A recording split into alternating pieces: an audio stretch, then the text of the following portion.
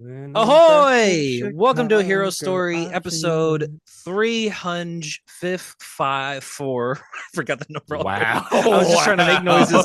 Yeah. We're talking X-Men. We're talking about the X-Men. This is book club of Talks and Pox. Let's go. Hunter, do it. Do the X-Men symbol. Oh, that's Black Panther, man. That you're doing it wrong. I'm sure someone does that in the X-Men, right? Wonder Woman. I mean, she's not well, on the X-Men. Wolverine does it with the claws, you know. That's true. Yeah, true. Okay. Oh no, Scott Tyler, does did you just say? Did you just say someone must do that in the X-Men Wonder Woman? And then I did specify what Wonder Woman's not on the X-Men. Those are two different sentences. Yeah, exactly. Yeah. She could be. It'd be cool. Why not? Retcon that she's part of the X-Men. Hey, Tyler. Yeah. I've got a bone to pick with you, Sonny. Why is that? Do people say Sonny anymore? I don't know. I'm sure they do. We're talking Hawks and Pox, baby. We're talking House and Powers of X. Here we are, right? And you've had this long-standing opinion that I realized reading this book comes into conflict with you, despite the fact that you love this book and you love these characters. So I want to pose it. I want to pose it to you, Tyler. How do you feel about the fact that this book reveals that the X-Men are clones and they're not really them? Yes, they're dead. I knew this. Cyclops got blasted to pieces. Do not tell me. Oh, Magneto goes, no, Cerebro's real purpose is that it can copy and put a soul in the shell. No, bullshit. They're clones. That's they were made essentially the same way as Ben Reilly was. Yeah. Here's the answer. As well as no, the fuck they were not. They were gestated in eggs, which is more human than a lab tube. No, so that counts for me. Oh, because it's shaped in a circle instead of no, it's not just shaped in a circle. It's a literal fetus for them to grow in. They're born. They're born people. They're born people. They're not. They're born as full adults. Yes, but they. It's weird. I never said it wasn't weird. But they're born as shells. They're not even born as people. They're born as shells that they project a copy into through Cerebro. I'll give you that their minds are clones, but their bodies are real. What difference How does that make sense? What? It doesn't make any sense. What? Ben Reilly's mind is a clone. Shut the fuck up about Ben Reilly. I don't want to hear him anymore. He could have been in this book. He could have been crawling out. He could have been. He might as well. You know what? We'll get Ben to Reilly, it. There is a Ben Reilly Krakoa era crossover with the X-Men. So and technically, Ben Reilly is a mutant because he was born with his powers in a sense, since he's a clone. Right? Oh my god, so that's you can argue true. That's so he could have came out of the egg, and Charles was. He didn't come out of an egg, Ben though. Reilly, but he could have. To me, my Riley. Yeah, he could have. So yes, that's good. This is the clone book. This is the clone book. This is the X-Men. clone book. It's called House of X, Powers of 10, because there's two different books. When this was coming out, we really mostly heard about House of X. This was huge. This was massive. I could not. Yeah. Oh, hand raised. Okay, here we go. Yes. Hi, Mr. Torres. I just have a question. Mr. Harper. Can you, at some point in this episode, get into the fall of Krakoa and the subsequent X-Men books? Because I've got it. I, unfortunately, am interested now. I want to know what's going on. I'm not saying I agree with them. I'm not sure I agree with Krakoa. I don't know that I agree with the X-Men's mindset. We'll get into it, won't we? I think Doctor Doom in that crossover with the Fantastic Four and the X-Men was right. Now, read that book before you criticize me for that, because I think he's fair. He's like, you are not better than people. No one is better than anyone. Yes. The X-Men in this, they are. Except for him, obviously, but he's right. Yeah. So yeah. When where do we even begin? The X-Men were invented in 1963. We're going way too far back. Here we go. No, I know. I think a good place to begin with this conversation is when this book was announced. Well, no. I think when it was coming out, when it was about to come out. I think we got ads in Marvel Comics showing the Moria reveal, where Charles just reads her mind and said, "This is the most important page in X-Men history." Yes, and that was that was the build of a marketing. This is what I remember. So, number one, I think the main thing. Yes, Mr. Harper. I just think before we get into the conversation, we need to say that this week's episode is sponsored by the D&D Hunter. Please reach out to the D&D Hunter if you want any 3D custom printed rings, only for the cheap price of $10.99. Hunter will send them plus $50 shipping. Plus $50 let me just shipping. Say, they are. Yeah. Let me add to that there. Yeah, I make Green Lantern rings right now. If you're interested, send me $10 and I'll send you one. That being said, I have like 4 people that I said I would make them rings, and I got so busy this week that you've all been left unopened for like 5 days. So I got like still shipping wearing it on the addresses and episode, stuff. going Yeah, like people this just to like advertise. I had one what's guy this even on my message head? me. One of them even messaged me recently over last week's episode because I don't know. I got a notification that he was talking about the thing with Sean and I, but I didn't even open it because I'm like I gotta lock in. Yeah. But I'm free now, so I'll open your messages soon. Not right now. I would like a custom X-Men ring Oh, here we go. so that I can wear it on the Hox and Pox review episode. Make That a would be flash good. ring. Oh, I should probably get there in time. How sick would that be if we planned that and I went, and I fucking had one on? We all had like No, I'll send it right now. rings. I'll send it right now. Someone Photoshop that. But JD, Photoshop that in post, please. Yes. I'm He's gonna working hard get editing like this a video. I'm gonna get like a FedEx guy to come to my house. Be like, I need this in Australia, like right now. We're recording right now. Man. And the other FedEx guy will be like, that's impossible. But the first FedEx guy will be like, those are for the charity, Clark. And he's just Clark, fuck's sake, that is your favorite quote at the moment. That is my true. favorite quote. I've been saying that a lot recently. I'm sorry. It is a very funny quote, to be fair. I like mumble it under my breath when I'm driving and past. Those were for charity, Clark. Those so like Harrison Ford. Yeah. Those were for charity, Clark. It's a good moment. I think it's Flash's best moment, but we're talking about X-Men. Jesus Christ. Flash's best Let's moment. not. But you know what? Let's not even do it. Let's not engage. Move past. Flash's best moment, though. I'm angry. What? I think we start where the X-Men were the biggest thing in the world. In the 90s, they were the biggest thing in comic books, right? They'd be the biggest thing in comic books ever. Yeah, the cartoon, the most sold. the animated series, which no, I meant the animated, the cartoon is the animated series. The cartoon and then the arcade game is what I mean. And the comic books obviously on fire. Yes, Mr. Harper. You got to respect the hand. Tyler, is your internet bad or is our internet bad? Because Hunter, it's definitely Tyler's. I'm definitely like a little. Is my voice cutting off or is it just the No, video? no, it's just the video. It is the video. Oh, okay. That's problem solved. I don't give a fuck if we can hear each other. Let's go. We can hear each other fine. Yeah, but Harper's super smooth for me. Yeah, I know. I think it is a little. Yeah, I got a new webcam. I don't know what's wrong with it. But they were the biggest thing in the 90s, right? And they got so big. Yes, Mr. Harper. You just keep going, man. You're doing a really good job, Tyler. Thanks, man. I appreciate it. They had when Marvel went bankrupt, they had to sell the X-Men movie rights to Fox, right? Yada. And because of that, when Marvel recovered, their comic books about the X-Men kind of felt like this. They kind of treated them as though they weren't this huge money-making successful thing that they always were, right? Like we have the era. This is directly coming out of it where they try to put the Inhumans in the place of the X-Men, right? They kill a lot of the main characters. Yeah, that's right.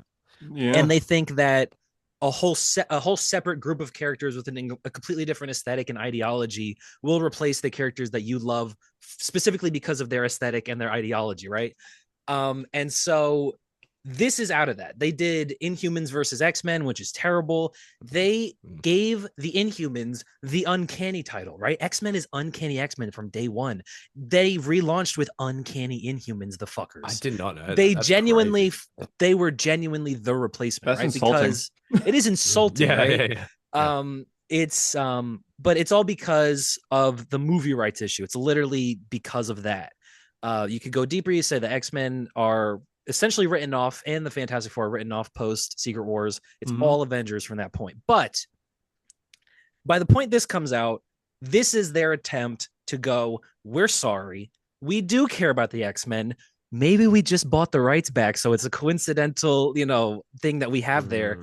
And we're going to present them to you and we're going to make that so that they're the biggest thing in our company again. Right. And Hickman has not been at Marvel since Secret Wars. Last thing Hickman wrote at Marvel before this was that ending of Secret Wars. Everything lives. And then he fucking rides off into the sunset. So confused. I was like, the fuck are you talking about, dude? He wrote fucking Alien Avengers. What it was like 2 weeks ago, I think. Yeah. That was recent. Yeah. He's doing Long Way Home or whatever. I remember the announcement was it said Hickman is back was what they printed in comics. Big page, Hickman is back. And at the time I remember thinking, well, they don't care about the X-Men. That's too big of a concept to give to Hickman. It's completely written aside. Hickman's not going to do X-Men. I'm like, Hickman will probably do Eternals. They want to bump up the Eternals. They'll give it to Jonathan feels like a Hickman type, right? And I'm like, he can make it cool. What do you say? Was it? No, it wasn't him that wrote Eternals. Like the most recent Eternals run that lasted like Kieran Gillen, 16 issues. So, it was. Yeah, you're right. Yeah. But that I remember distinctly thinking, there's all these rumblings about an Eternals movie coming out. They're probably going to give the Eternals to Hickman and he'll make them cool. And then they reveal that he's doing X-Men. And it's like, okay, that's cool. Is he just going to write Uncanny X? No. He's going to release a 12-issue, 6-issue miniseries that build into one 12-issue miniseries where we're going to rewrite the entire book on what the X-Men are, their place in the Marvel Universe, and their future from then forth, right? We're going to change everything. This is till like 2023, but yeah. Yeah, but the plan is that this is by the dog. I'm so distracted by the dog. The dog's just running around on the bed and it looked real cute. I was also like, every time you held up the book or covered it, I did one of these. I was like, I was trying to look around you. I think she's trying to find a place to sleep. Yeah, there you go. Oh. Yeah. Anyway, wow. This is great content right here. Fun fact about Tyler's dog, named after Doctor Strange's wife. What do you think Doctor Strange feels about that? I don't give a fuck what he thinks, man. He can come. He's got his own dog. He's like, he's like, he might be Tyler's kind of like Bear when you think about it, right? Like he just removes the autonomy and just wants something to be yeah. She looked over at that. Yeah. But when this comes out and this completely rewrites the entire X-Men thing, right? It's like from top to bottom, we're changing everything you know about the X-Men from their beginning to now. The whole thing is different. And when I read this at the time it came out, it didn't come from anywhere. It came out of complete nothing, right? Well, very cute. She sat. Oh, look at her. She fucking sat. Oh, that's cute. This is why people listen, dude. This is the quality content they come to expect. Look at that. They this came from completely nothing. I remember the year prior was the time that they had brought back Scott. Oh, here we go. Yeah, the trio. This will be the thumbnail. We're just a bunch of animals in here. Yeah, but I remember that it worked. I whistled. It worked. Here we go. Like a horse. Damn. 3 different animals too. Wow, nice. Two of them named after the greatest comic book characters ever, Venom and Cleo. All time, yeah, it's Venom and it's Doctor Strange's alive. What's your bunny's name? George. Poco. Poco. It means little in Italian. Okay, all right, fun. Excellent. All right. Yeah. Speaking of little in Italian, where's the other one? Sorry. Anyway. Sorry, Tyler, you can get back to it, but I just want to point out, we asked JD if he would be down for book club. He said absolutely. We said it's House of X, Powers of X. He goes, "Oh, I've read that. I'll reread it for the podcast." We haven't heard from him in like a week. 3 weeks, 2 weeks. No, exactly. I was really hoping he'd be here so you guys could be like, "Oh, did you read it?" And he'd go, "No." And then it would just be him there for 2 hours just listening to. He wouldn't remember it. There's no way he remembers it. Yeah, he probably wouldn't. Yeah, but he has read it. Oh my god, buddy. Yo. I censored it. I censored the butthole. I censored it. But this did come out of nowhere. I remember when they first said, "Okay, guys, we know you're tired of the Inhumans. We'll make an attempt with the X-Men again." And they relaunched with Gold and Blue, which was the Gold team was led by Kitty Pryde, and the Blue team was all the young X-Men that Bendis had done in his all new X-Men, run. He brought the 5 original X-Men back to the modern timeline. So they were in their own book. That was X-Men Blue. And I remember thinking like, okay, they're doing something. They've got 2 books. That's more than they've had in a little bit, right? But it was clearly not enough. And it wasn't enough because a lot of the characters were still dead. Like we still didn't have Wolverine back. He was still dead. And Scott was still dead. Those are really the 2 biggest ones because Jean had died like twice already. This was Jean's second 3 death. times at this point, I think. Yeah, but this was during Jean's second death, which was longer, I think, than the first one. The first one is the Dark Phoenix one when she dies. Yeah. And the second one is the Grant Morrison one when she dies. And the Grant Morrison one lasts longer than the Dark Phoenix one did, which is weird. It's like it's got to be at least 15 or so years that she's dead. Grant Morrison's? No, it'd be it like had 10. to be. It was like early 2000s, and this is 2019. She comes back in this. This is her return. Whoa, maybe, whoa, yeah, you're right. Or maybe yeah, there's yeah, a Tom Taylor book where she comes back like a year prior. Either way, X-Men Red. But Jean had just come back. They brought Scott back. They brought Wolverine back, and they reunited, specifically Wolverine and Scott. And I remember being like, "Yo, they're hanging out again! Oh my god, what's in line for the X-Men in the future? This is exciting!" And then Hickman comes in, and it's like, "Oh my god, I had no idea that it was actually like going to be exciting. I thought we were just going to be reading regular issues of X-Men where they were going to slowly rebuild." No, Krakoa, bitch. Hickman comes in with fucking Krakoa. It was impossible to comprehend the shock of this at the time because there was just nothing, there was no precedent for this happening. There was like, it just came out. It's just by the beginning of issue 1 of House of X, it's all already happened. Catch up, you know? And it was so disorienting at first because we immediately went from Marvel don't care for the X-Men anymore. They're whatever brand to no, they're the number Israel. One thing. Yes, exactly. Finally, Mutant Israel is what we were waiting for. Sure. Maybe one of the characters in this book has been waiting for. What'd you guys think? It's big. I read this. I think House of X is also the reason that Tyler's joined this podcast because JD and I reviewed this and we had no knowledge to the X-Men. This was our first X-Men book at the time. And Tyler hated it so much that he kind of forced himself on. And now he runs the show. But hated the book so much. Yeah, I was gonna say it was more so because like we didn't know, like we both enjoyed. We didn't have anything bad to say about House of X, Powers of X, but we didn't know anything. No, it was just like all the characters and everything. I mean, there are so many. That is where I'm at. I'm going to tell you right now. I still don't know what a Nimrod is. Yeah, I love Nimrod. I will get into Nimrod. From what this book did to me is I continued reading after this. I read X-Men after this. I read X-Force after this, just in that Krakoa era. But then I went back and I read most of Claremont's run. I read Grant Morrison's run. I read Bendis' run. I read Joss Whedon's run. And now I feel like I know a lot of X-Men lore. So rereading it now, I enjoyed it way more knowing all of these characters. I was never confused about who someone is. I know what a Nimrod is. Yeah, I love Nimrod. Yeah, exactly. So it's totally more of an enjoyable book to me now. And I'm not like JD where I forgot. I did remember pretty much everything. There was no surprises here besides like that one line that Emma Frost said that we were all confused about, which we'll get into. but my favorite. Yeah, like just not to get too ahead of ourselves, but the one thing that I remember the most being my favorite part is Wolverine and Nightcrawler dying in the sun. Oh, and I still think that's like the coolest part of the book to this day. What is the line? I've seen people quote it before. I never knew. Oh, I'll be waiting for you with like radiant arms or something. Open, something like that. Yeah. Oh my god, that's good. What did you think? That's good, man.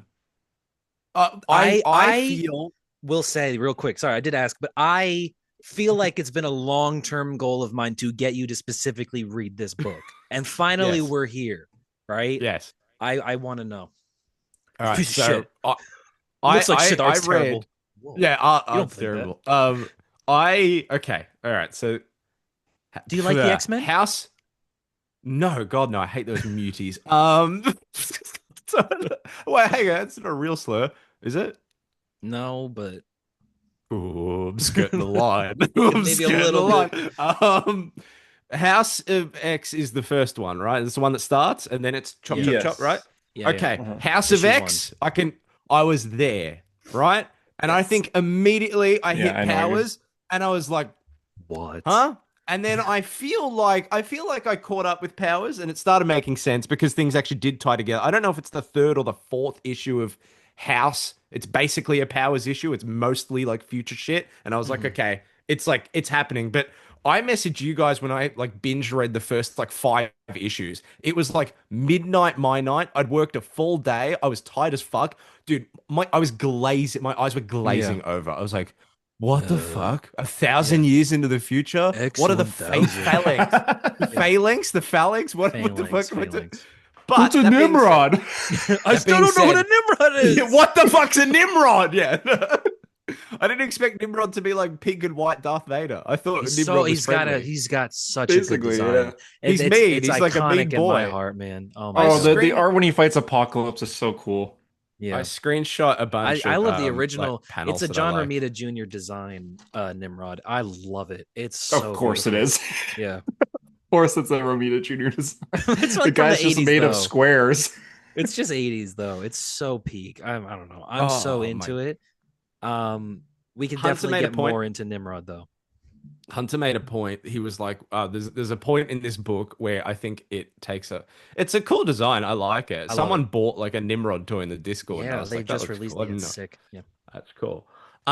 Second half, I was like, oh, this is more comic book. Like I felt fine about it. Like the Krakoa stuff it's when Scott goes on his mission that it picks up. the rebirth stuff. The Moira stuff in the second half, I was like, oh, okay, we're like coming back to that, and that's tying in, and she's like a full like reality warper. Like I don't know why. This is a stupid opinion, I think, but when I read that Moira issue, obviously I have no like basis for that character to begin with outside of like Rose Byrne in First Class. I was gonna say, do you even know that was Moira McTaggart? But okay, yeah. No. I knew who the character was, yeah, okay. But I don't like when they're just like, she's been a mutant all along, and they've always no, she's the most powerful mutant you've ever seen. I was like, whatever. But for some people, that's like, that's a step a bit too far. Yeah. I know people want you to argue for that, Tyler, and try and convince people that it makes worked. Sense. So yeah, all right. Yeah, I'm curious to see. For some reason, when that issue happened, it feels like such a singular issue, and it felt, this is a dumb comparison, it feels like the Watchmaker issue of Watchmen, but for the House of Powers of X, but for Moira. It does make sense. It does make sense. It does. But I didn't think I thought it was just going to be like a standalone thing, but it ties back in. You thought, wait, what do you mean like a standalone? Heavily. Like it wasn't... I just thought it was going to be like that issue was just about like, oh, look, Moira McTaggart is this. I didn't expect it to like tie back the plot to the end. It's to the point where they're like yeah. repeating panels and like it all comes back. It's like a full time travel story basically, except I mean, essentially Krakoa is because of her. Right? Yeah. Like she is the catalyst for everything in this story. I fucking love where Wolverine's like, close your eyes, and she's just like, I'm not going to close my eyes now that they're open or whatever. I was just like, oh, that's cool. Hickman. Like, I just that's cool. Yeah, that's cool. Hickman. Yeah, let's go. It's interesting about Hickman. I listened to a podcast with him. He said that when he grew up reading comic books, he did not read Avengers. He did not read Fantastic Four. The only Marvel comic he read Black Adam. He read all of the Black Adam comics. Grew up with Black Adam. And he read Spider-Man in the 60s with Joe Quesada. But he grew up only reading X-Men, only X-Men and the side X-Men books. So when he went to Fantastic Four, he was like, I don't really have any attachment Spider-Man to this. in the 60s with Joe Quesada. When they had Gwen and Harry, what we were missing out on, why we had to one more day. It was a callback to the last book club. I'm trying to tie them all together like a Moira McTaggart. I'm here. Yeah. Wow, you're so good. I know. So impressive. But Hickman, that was so impressive, Tyler. He only grew up reading X-Men. Yes, Mr. Harper. I just wanted to say that was really impressive. It was really Tyler. good. No, I planned it out. I planned it out now that I see it. Yeah, I planned it from last. You're like Hickman. Like I wasn't lifeline. My lifetime. Oh, that's it. See, I wasn't sure to begin with, but then it really tied together. And then at the end, I went, I still don't know if I get it, but it was really good. I really liked it. Yeah. But I think that's fascinating that this is actually the book he was a fan of. You can tell that the little details of this are very important to him, and it's because I wonder how long he had this idea for. Like if it's like he had it during the time he would have been writing Avengers in Fantastic Four, and he's like, I'll get that whenever, or it just popped into his head, or when they asked him to do X-Men, he came up with it, because they must have told him you can do anything, right? Like they didn't just tell him, hey, we want you to write X-Men. They're like, we want you to do your thing with the X-Men. Do whatever make them insufferable. Hickman the X-Men. Make them morally gray and suck, which is what you do best, right? So that is true. That is what he does best, actually. That's true. It's an incredible kind of rebuilding of everything. Krakoa is a very interesting concept. Krakoa first appears in giant-sized X-Men. The X-Men issue that makes them the X-Men that you like, with Wolverine, and introduces Yeah, Nightcrawler, and Mhm. introduces Colossus, and introduces Storm, all the and Banshee and whatnot, and Moira's in there too, and Thunderbird. He's interesting because Thunderbird. he's on that team and he dies 3 issues later, which is interesting. And they actually bring up in this book that he's the only X-Men that they cannot resurrect for some reason. That's so funny. Which is a true thing. Wow.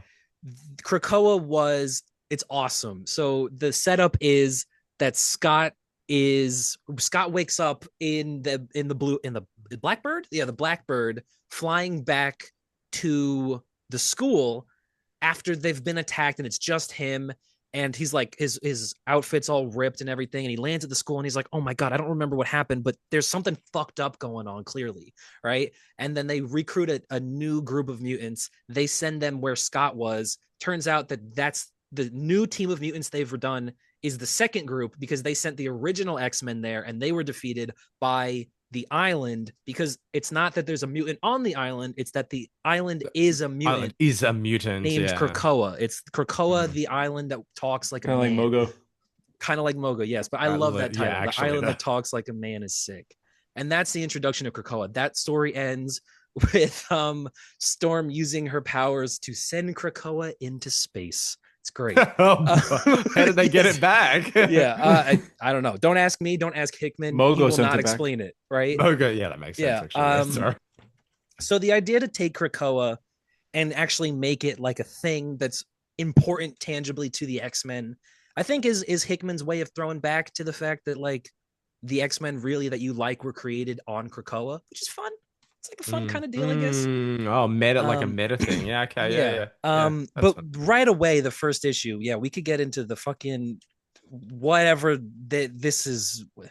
They go to so Magneto set up a Krakoan habitat in Jerusalem because he loves the imagery of religion, because he's super religious, because there was a bunch of guys that tried to kill him because he's a certain religion, right? And we could, if you want, get into the allegories here because it goes way deeper than you think.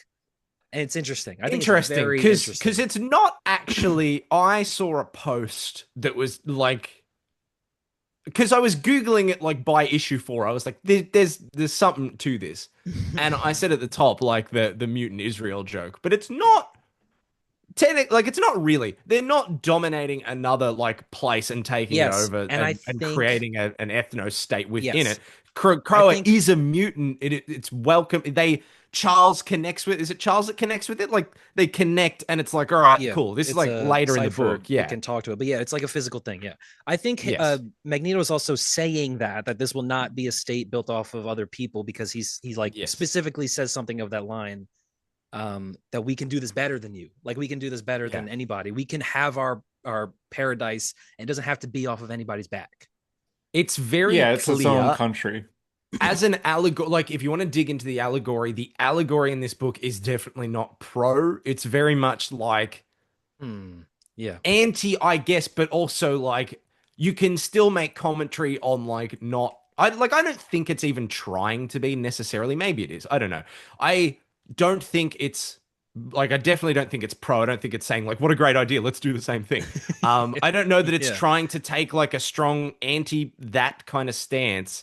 But I think it would struggle to do that because it still wants to show that the X-Men are kind of assholes, especially Eric and Charles are like the 100%. Worst. What happened to them? Yeah. Yeah, they're terrible, and like it's hard to do the allegory of like, we're doing it way better when like the lead dude who was oppressed by the Nazis is now speaking like a Nazi and being called out by people for speaking like a Nazi. Like, and he goes, but it's pretty cool that I could talk like this. Yeah, he's like, but I love speaking like a Nazi. That's gonna be on the out of context fucking quotes now. God damn it. No, but that's why I love Magneto as a character. Is essentially he's like he's just upset. I mean, obviously what happened to him was terrible, but he also just he's upset that somebody took power over him. He wishes he had power over everyone else. He's still a bully, even if he is a person that was fucked up, right? He has terrible tendencies. The oppressed has become the oppressor. Like he's not, it's a tragedy. You could say that, it's not you could say that, Magneto is Israel, I guess. But That's such a but I see exactly what like that allegory makes total sense, but as yeah, a sentence sounds so funny. You are so right. Like beat for beat, I yeah. hear that. That is correct, but fuck that sounds funny. Oh So yeah, the Magneto's Israel. but the I thing is, mean, it's the thing is that Claremont, when he wrote X-Men, he based his personalities for Charles and Eric on two Israeli prime ministers. Two set like this is a true thing. Their relationship is based on that real life relationship. I'm trying to find who the two guys were. I can't find it, but they also in the comics canonically they meet for the first time in Israel. Like this is in X-Men, Uncanny X-Men. So it's not it's all there, right? Like that is implicit in the way he was doing it. And also Claremont specifically does go out to say like the like that neither of them can be perfect. A lot of them they break edges. It's not that Claremont's trying to put these guys up as heroes and Charles's guy is the hero. You know, it's like it's more nuanced than the MLK Malcolm X analogy that people love, right? It goes deeper than that because like Charles, I think also has this really nasty side to him. Even if he wants to present like a superhero a lot of the time, he does. There's a part of him that loves the fucking villainy, right? He loves the theatrics of it all. When this came out, I just remember that the first thing my thought was like, oh, Hickman's writing X-Men. I would love to see Hickman write Magneto. And fucking rewarded we were with that, dude. Does he write Magneto? It's like the third issue where they want to show Krakoa to some humans, and Magneto has to do the tour.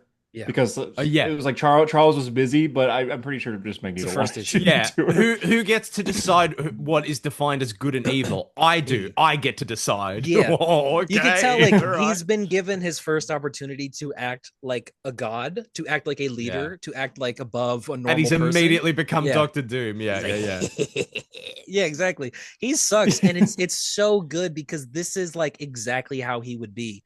There's in Hickman's run that follows this, it's very early. It's the first page where Magneto goes back to Krakoa and all the children are waiting around the gate and they worship him. And they're like, oh my God, Magneto's back. Magneto's back. And he says, I've spent my life fighting so you would never have to, but it was worth it now because you all have Krakoa and Krakoa is all you'll ever need. He's like, he's finally given his younger self. This is his you know what I mean? Yeah, like, this is his success. This is his endgame, yeah. Yeah, and so it's and from that aspect, you totally get everything he feels. Like he deserves to feel like this. You know, he's been fucked over and literally physically killed so many times in his history that he gets to win and he gets to lay back at this point and relax and go, holy shit, like the children are safe. That's and he gets to win forever too. That's the good thing is that it never goes away. Exactly. The Krakoa is going to last until the end of time. Oh my God, I hate this. Yeah, I'm so excited for you guys because I literally know nothing about it. Yeah, it sucks, bro. There's what were we gonna say, Hunter? Do you think there's like some sort of allegorical commentary on like as soon as Charles and Eric, I think it's Charles that says it in like the second to last issue. He says which was one for building bridges. Charles always was one for building bridges. That's what he says. Right? Yeah, I love it. No, I'm pretty sure Charles in like one of the last issues says like, it's not easy running a state, or it's not easy like lording over a state. And I thought that was interesting because obviously later we get that Zdarsky crossover with. Did I say his name right? Zdarsky. Yeah, we get that crossover where it literally is like we're seeing Eric and Charles as like Krakoan leaders, not dictators necessarily, coming into conflict with Doctor Doom. And I know maybe this is just me making it about fucking the guy that I like, but like there is genuinely like parallels there. And I think it's interesting. And I think the commentary in that book is interesting again, that like this is actually a really great place for mutants, but the people running it and like the ethics around it, it's like when we talked about them colonizing the moon like 5 years ago. It's like, that's interesting that you've just done that. Yeah. Wow. I don't know. They've got the same level of introspection as Doctor Doom, and like, what does that say? Yeah, it's also it is interesting because this is kind of the first time that they have been in this position, right? Like Charles has only ever led the school. I don't really remember whatever the government behind Genosha would have been like, but I feel like there wasn't a mutant government there. You know, They like don't it last was long. yeah, did not last long at all. But Magneto, like, and Charles specifically, yeah, they definitely have to bend a lot of their rules. I mean, especially the plant thing, right? Like, I love the plant thing that Charles specifically says we have built these plants that will, you know, increase your life.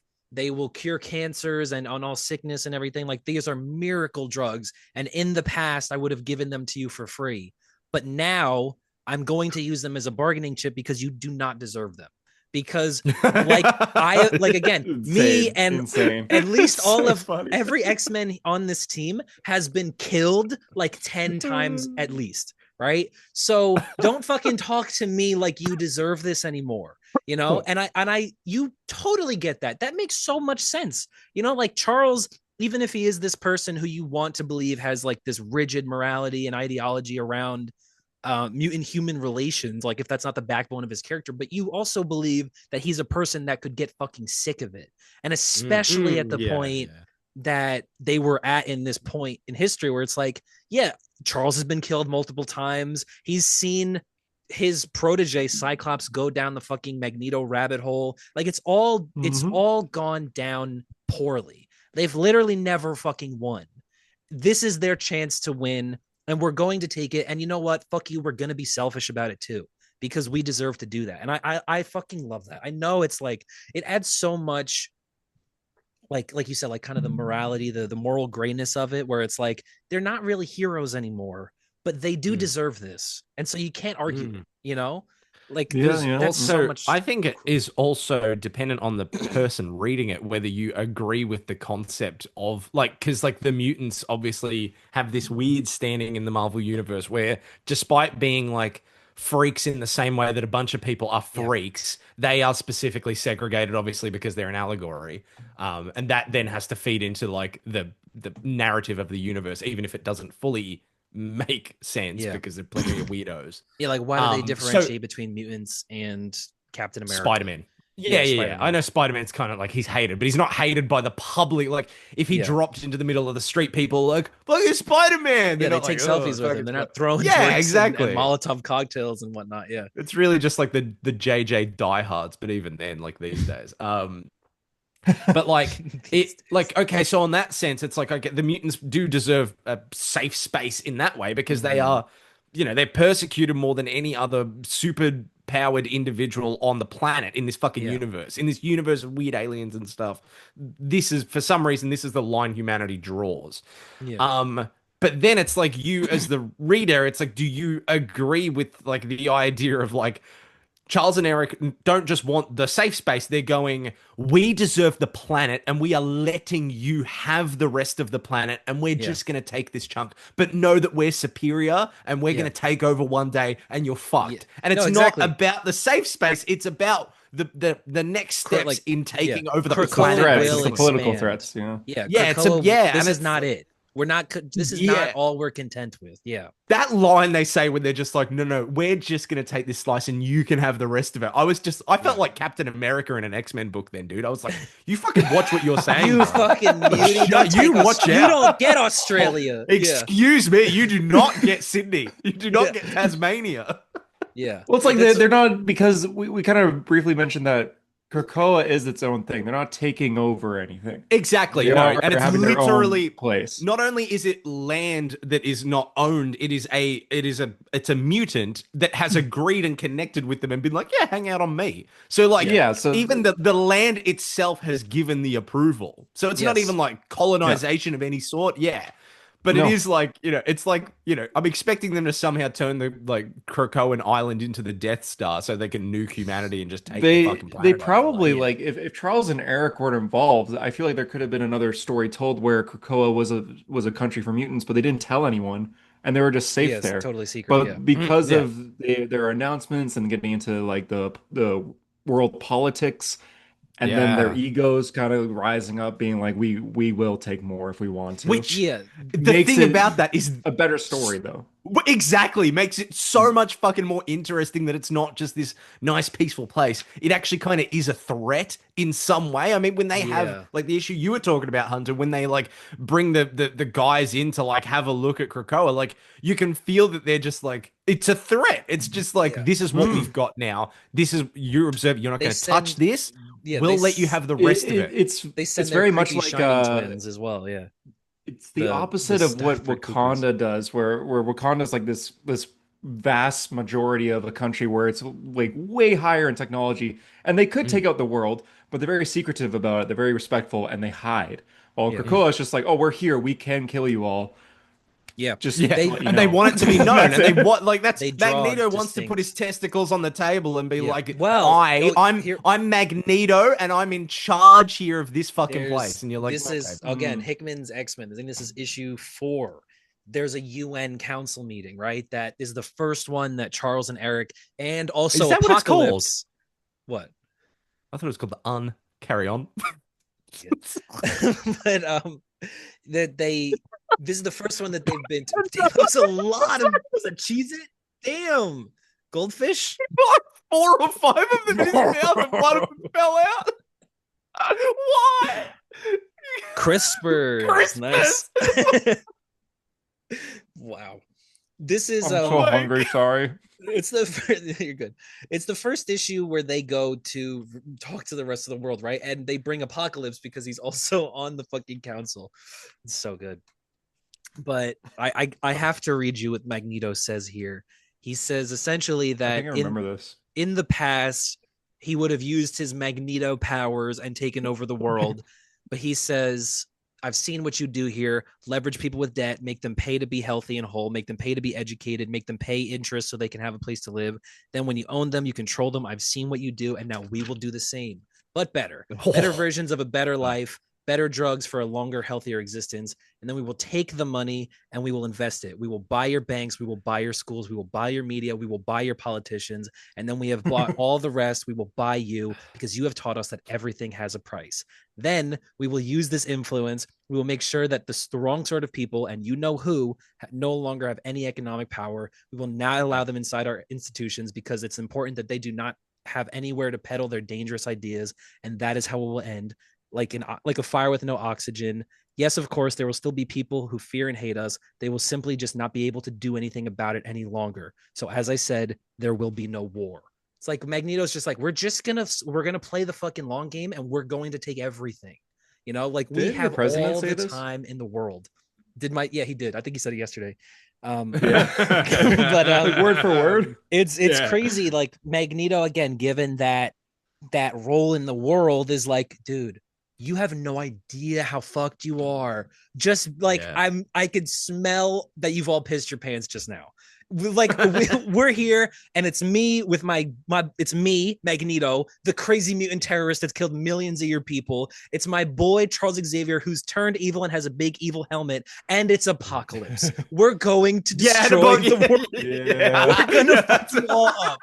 You know, like, and the only mutant we'll ever prosecute will be Sabretooth, and we'll send him to the void. Yeah, because he had to be the first one. Because we have to say that somebody paid consequences for something, and we kind of don't like him anyway.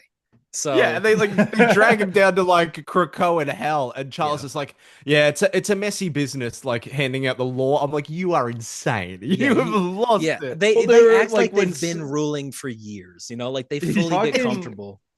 Like going over Sabretooth's role in this story here, because like when Krakoa is launched, he gets caught doing illegal activities, and he's a super villain. Yeah, the Fantastic Four takes him, and Scott. I love that conversation. Yeah, that conversation between Scott and just like, it's very intense. But Scott's also like smiling the whole time because he has Krakoa now. But at the same time, he's like respecting the Fantastic Four. In the end, they're both superheroes. So he's like, you know what? You have him. But in the back of Scott's mind, he's like, we have a backup plan, which is it's all with a smirk. It's him knowing that he has the upper hand in some way, and him just being like, okay, Reed, sure, you can take it, buddy.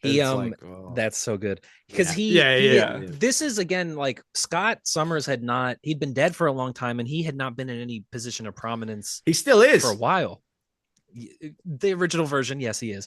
Is a clone. It's only a clone now. It's not a real character. But to be fair, like that, with the X-Men, that I guess that's inherent in the concept. They've all been dead 20 times already. Whatever. No, they're all clones. But so do you read them these like, days and there's a realize difference that that's not? between there's a difference between Scott's last resurrection and the House of X resurrection. This is true. But he's also been killed post House of X again and again as well. So he dies a couple times. Yeah, that's fair. So, but it's interesting, like you bring up that even like Sue is just like, this is really weird, guys.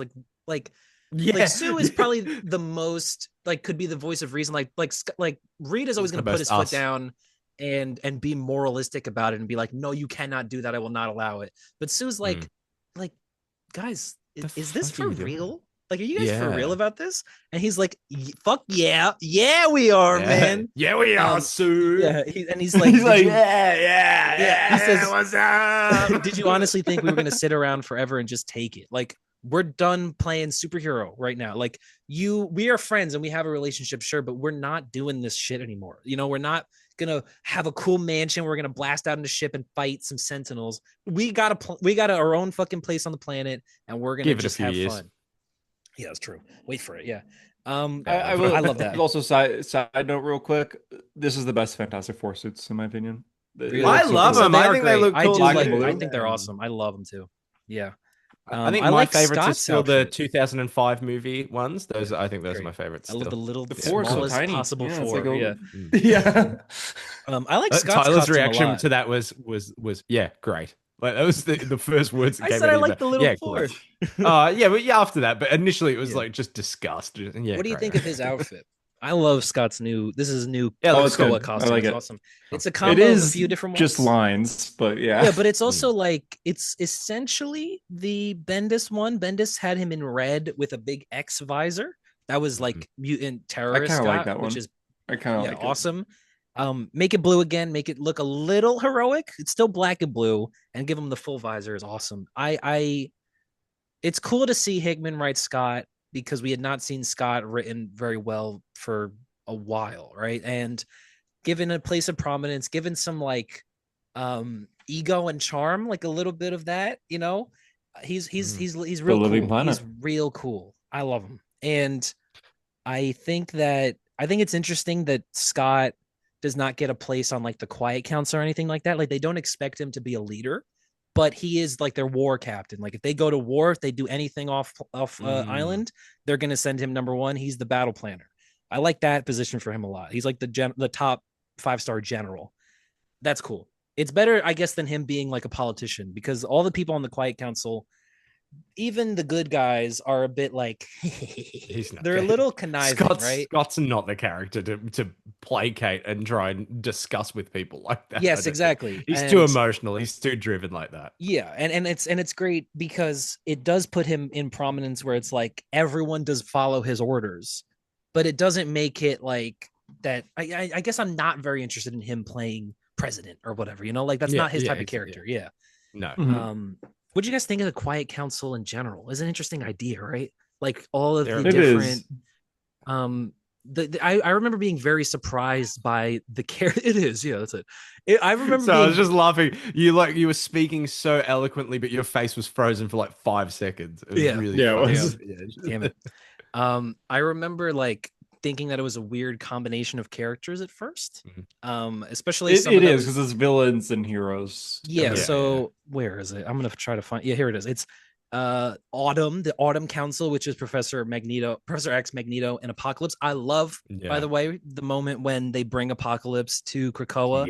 And they shake his hand or whatever. Yeah, exactly. Because they also establish in this that Apocalypse has had a long-standing history with Krakoa.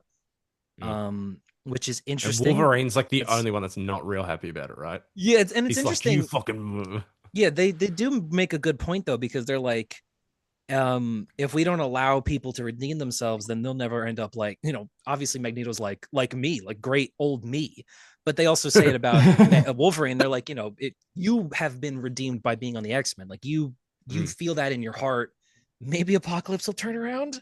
But it's not really the point, you know. It's not the point. I think they more so just want like this to be a home to all mutants, whether they're heroes or villains. Mr. Sinister, Exodus. That's right. Mystique. The Mr. Sinister. Mr. Sinister has a very interesting place to play in this entire Krakoa era arc. But I love the idea that they set up in Powers where they've gone to Mr. Sinister early on and they've asked him to make a database of all of the X-Men, like all mutant DNA, all their bloods, and it's to create the biggest database of mutant blood ever so that they can obviously resurrect them at any given moment.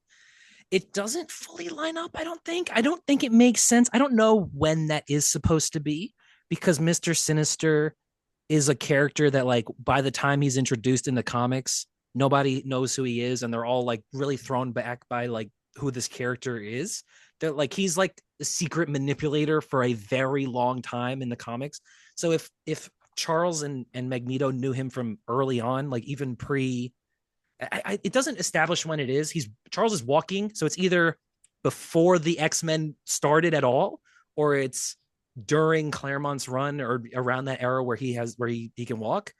But I still like it. It doesn't fully line up. It doesn't really make sense in the terms of the canon, but you could tell that Hickman loves writing Mr. Sinister.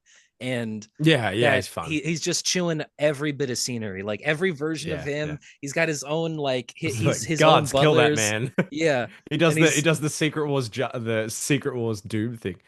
Jarvis, kill Kang or whatever. Yeah. No, literally. Also, he's in Secret Wars, Hickman's Secret Wars. He's got his own little council. He's on Doom's too. Council, yes, Mr. Sinister. So you could tell that Hickman has a big like place in his heart for Mr. Sinister. Exodus is an interesting character. I wasn't really aware of who he was. I literally watched a video 3 hours ago explaining who this character was. He that's crazy. Yeah, he's again one that I've still not run into. He is essentially like a crusader from the Middle Ages who is a mutant, but then also runs into Apocalypse, and Apocalypse imbues him with power, yada yada. So he's been alive for a long time, but he's essentially Magneto too. He's a big deal in the 90s. Magneto too. Yeah. Then you get the Spring Council, which is Sebastian Shaw. I'm he said Sebastian Stan. Sebastian Shaw and Emma Frost with one seat missing. Two-Face. Yeah. This one's interesting. It's interesting that they put the way that they introduce Shaw and Emma being on the council, where they're like, okay, we want Emma on the council because we care about your opinion, but we need Shaw on the council because he got a lot of money and he can move our drugs. Right? Like he can literally, he's got enough money to do that, even into places where they won't allow them. Right. So he has to be on the council. He has to be here making decisions because we're going to ask a big financial investment from Sebastian Shaw. He's fun. He's Kevin Bacon in First Class, remember? But I remember. He doesn't have a whole lot to do, I feel like, in X-Men in general, but I still like him. I think if you cast somebody cool as him in like a reboot, like I think he could be a cool character to show up. I don't know. Kevin Bacon. He was cool in that movie. No, but Kevin Bacon plays Kevin Bacon in the MCU. That's true. That's true. Yeah, but lots of people play double roles, man. That's true. Not lots. When they mentioned the prequels, Robert Downey Jr., Dr. Doom Hunter. Robert Downey Jr. There's like three though. There's like three. I'm not saying they're not. It's notable, the biggest character in the franchise is literally doing that in the entire thing. I'll kill you with my bare hands, Hunter. I will. With his bare hands. With your bare hands. You are bare. And then you have the Summer Council, which is Storm, Jean Grey, and Nightcrawler. I love Nightcrawler being on this fucking council. I'm so happy. Nightcrawler's the best. He's the fucking best. Yeah, he's got like real good morals. He's like a good moral center of the whole thing, because everyone here you could believe bending the rules a little bit to be fucked up, but not him. Yeah, not him. Yes, 100% not him. He's steadfast in what he believes. I forget what run it was, but when Nightcrawler discovers that X-Force is the thing, which is like a secret team of X-Men that kill people, he was the only one that's just like, what are we doing, guys? Yeah. This is not okay. Yo, chill out. What the fuck? It's so funny how he comes across it too. The X-Force just fuck up, and X-23 just stabs the guy in the face in front of Nightcrawler, and he's like, why did she do that? Why did she do that? And Cyclops is like, oh, what? You were not supposed to do that in front of Kurt. And he's like, what are you guys talking about? Like, what is this secret and then shit? Kirk dies like right away. Yeah, he dies like because they kill him. No, they don't do that. It's a whole different thing. And then there's Krakoa, which is Cypher, which Cypher is communicating with Krakoa. His entire mutant power is that he can speak any language. really fun place to put this character who's not a big character at all, but you make him extremely important because he's the only person that can communicate with the island. That's another thing where I think you can tell that Hickman probably loved Cypher as a kid and was like, no, I'm going to make him like the most important guy on this entire fucking island. He's the only guy that can speak to him. I don't think Hickman loved Cypher as a kid. I think he saw the powers and thought this could be useful politically. When I was a boy, I read every Cypher issue. No, because Cypher was a member of the New Mutants, and Hickman loves the New Mutants because he literally put them on the Avengers, fucking Sunspot and Cannonball. The worst X-Men character, Sunspot. And then he also does read, that doesn't look anything like anybody. And then he also does write this book where the New Mutants, I think he loved the New Mutants. I think they were his favorites. I'm going to only assume them, but I think that they were his favorites as a kid. I agree with you, Hunter. I think Tyler's talking shit. Yeah, nobody likes Cypher, dude. And no one agrees with you, Tyler. Useful.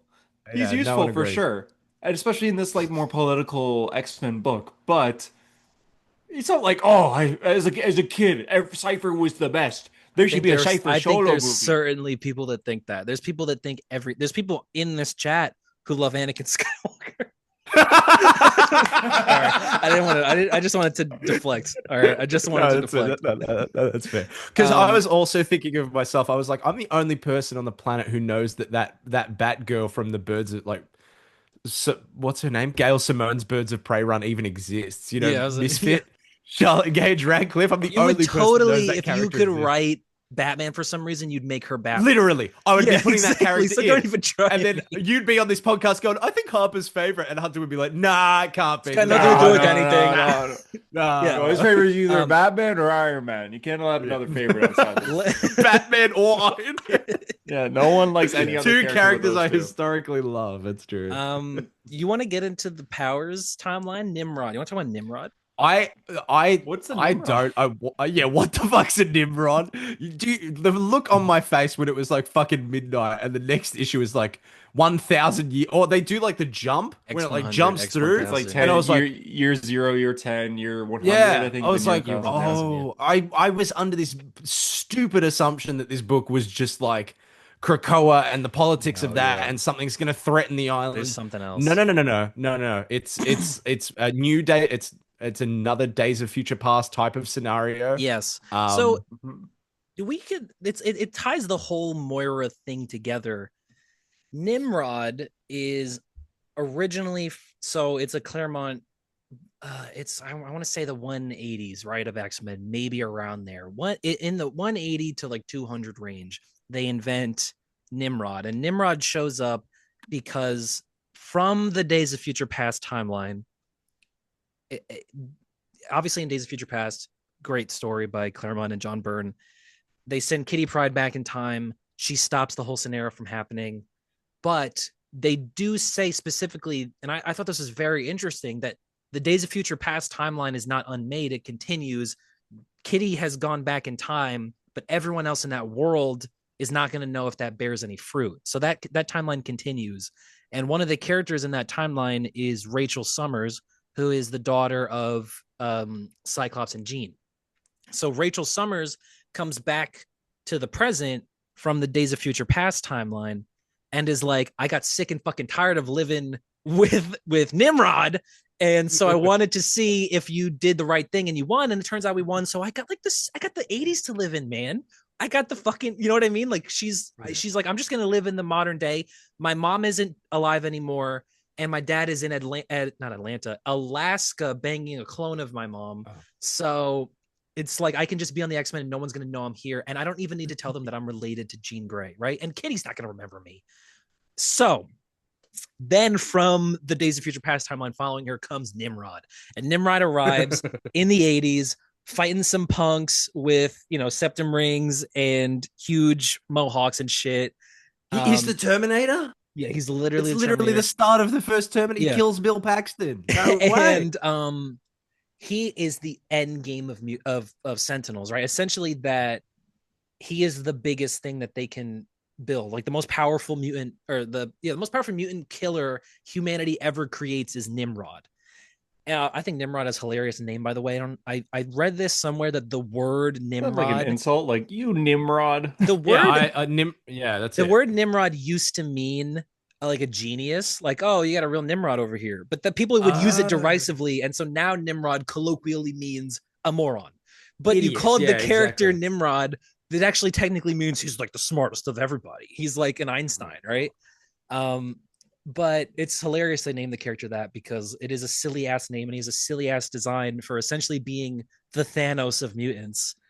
And Ultron. the Ultron of mutants. I guess that does make more sense, yeah. Because Apocalypse would be the Thanos of mutants. But Ultron. but Nimrod in this story, it's interesting the way that they build it. So the Moira, what is it? The 10th timeline of Moira, right? Which is the X100. Oh my god, Oh, the fucking graph when it went the many lives of Moira McTaggart, and it was the bridge at the top. Yeah. I was like, get That the was fuck kinda out cool. of here. I It love was that, cool, yeah. but I was like, And it's fuck missing two off, of them, no. too. But Moira's 9th life is spent searching for the point in history where Nimrod comes alive. So that timeline, she's like in a cooler or something. She's in cryostasis, and they break into this big tower that houses the information. They give it to Moira. Wolverine kills her. She gets sent back, and now they know where Nimrod, like at what point in history he will arrive, and that's the mission they send Scott on, to go stop the Mother Mold from creating it. This is a thing in X-Men, right? There's the Sentinel, there's the Master Mold, there's the Mother Mold, and then there's Nimrod. The Mother Mold will create Nimrod. Go do it now because we know it's going to happen, right? Yeah. And that's fucking sick as fuck. That's awesome. Yeah, and when they blast off into the go fight to the fucking sun to go fight the Mother Mold, you feel it in your veins, and you're just like, yeah, man, this is sick. Yeah. It's What's so the cool. line? It's like, we can't. I think it's this part where they're like, we can't take any plants with us, so if we're gonna get back, we have to do it the old-fashioned way. Yeah, I was like, oh, that's cool. Hell This yeah, is man. cool. Like, even though they've developed Krakoa, they've got these mutant portals that only mutants can go through or whatever. They're just like, nah, baby, this is an old school fashioned X-Men old mission. school Let's X-Men go. rating. Let's go. And it goes well. It goes well too. It does. They blow up on the fucking thing. That's where you get that moment with Wolverine and Nightcrawler. Yeah. It's the coolest X-Men moment ever written, in my opinion. Like, So I seriously think this. I think it's the best moment in X-Men. It is awesome. Bro has not I've seen read- the part. You have not seen that part where she Charles falls through was the floor one of naked, the dude. That's like everyone's favorite part. I haven't. I've So, heard rumors. Is But that I Joss haven't. Whedon? Is that Joss No, Whedon? no. Yeah, It's hell yeah, of cool course in it general. is. Like they're on. The X-Men are a Suicide Squad here. They literally are. They're going in knowing that they're gonna die. Yeah. But they're gonna die fighting here, and they realize that they have to get out into the vacuum of space to cut apart some metal right Yeah. up against the sun, which will burn them up immediately. Yeah. So- Fucking Wolverine, dude. They know they have to do this. So Nightcrawler and Wolverine kind of look at each other, and Wolverine asks about the afterlife for some reason, even though he's about to be a clone. But they which I thought was kind of risky because what if Wolverine wasn't what if like what if he keeps healing? What if we get a story one day where that skeleton in space keeps They healing? do mention Yeah, something yeah. like that in one of the info pages, but yeah. They do? Oh, They I say didn't read that it's interesting. You didn't read the info page. Come on, man, they're integral. No, they do mention that they have a specific thing where they're like, unless they can, and it totally goes against what you're saying, which is true. But it's like, unless somebody is confirmed dead, they do not resurrect. They give a month where they're not seen by Cerebro or confirmed death A month. before. Well, like Cerebro, like. I feel like in the everybody. Marvel universe, you gotta wait you gotta wait years. Dude. That's People true, just yeah. appear. But it's interesting. Yeah. That I guess they do consider that to be a confirmed death for Wolverine. When he fell into the sun, he's not going to get out of there, even if he is I alive. imagine the sun can melt adamantium. Yeah, but even if he's going to keep healing forever, it's not like he's going to be able to move out of there, to climb out, and then he's in space. Like he's essentially dead. So, oh yes, Essentially, well, have you seen Guardians of the Galaxy? No, have you seen Infinity War when Thor hits the ship in Guardians of the Galaxy? That could have been the skeleton of Wolverine. That's true. That That'd be movie's cool. good. It is a good movie. I enjoy it. Yeah. Yes, Mr. Harper. Wolverine dies. Yeah. Wolverine gets brought back. Yes. Wolverine, a few issues later, has to stab Moira so she can rebirth. Yeah. Adamantium claws. so they can resurrect like the whole adamantium skeleton. They bring this up. They do this. They actually, this is that's crazy. Something they bring up. Proteus. Oh, we'll get to the 5, right? So the X-Men go on this adventure. They fucking blow up and die. Nightcrawler says his awesome thing to Wolverine, which is really cool. Like one of the first times. Yeah, Bamf all day. Bamf, bitch. Bamf all day. And then he disappears. What am I saying? What am I talking about? I have no idea. He teleports out into space and immediately burns up, and Wolverine starts slashing.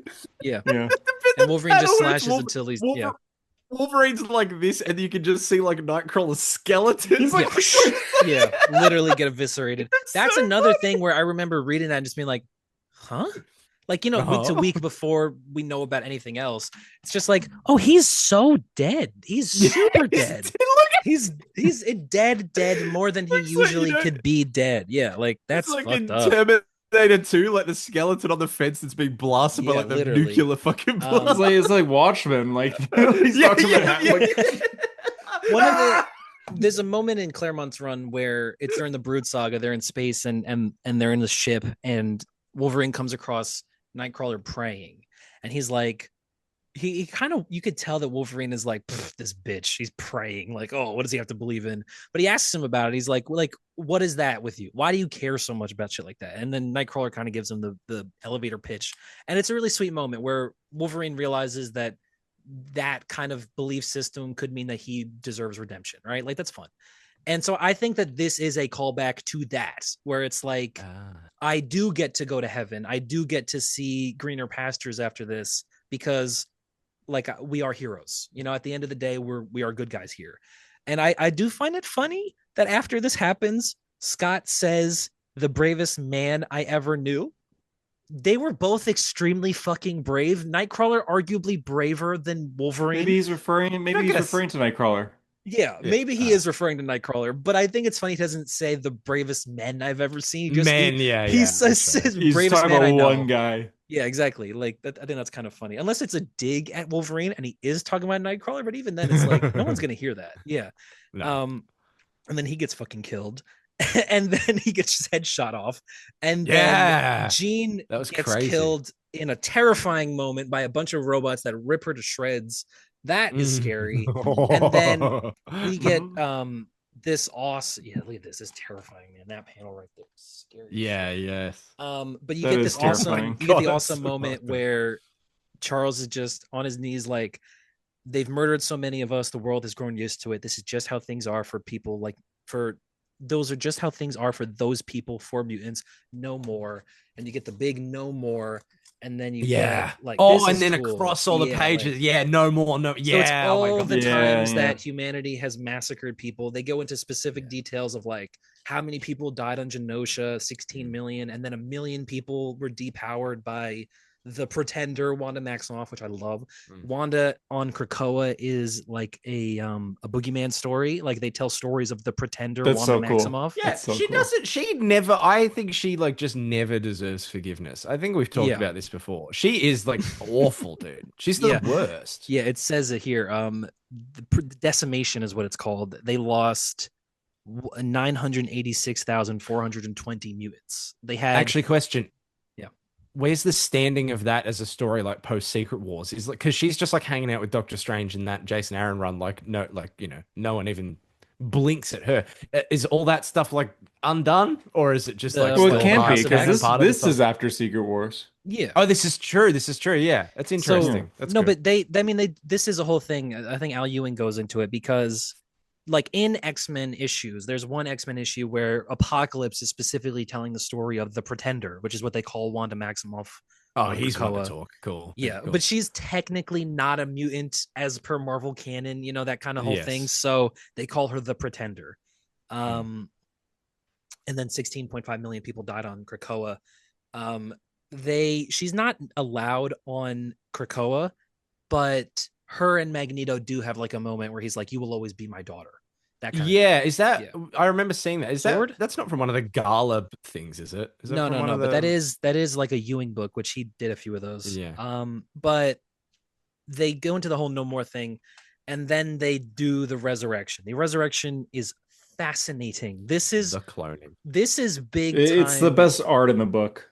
This is big time ideas from Hickman here. This is shit where it's like nobody else would have thought of something like this.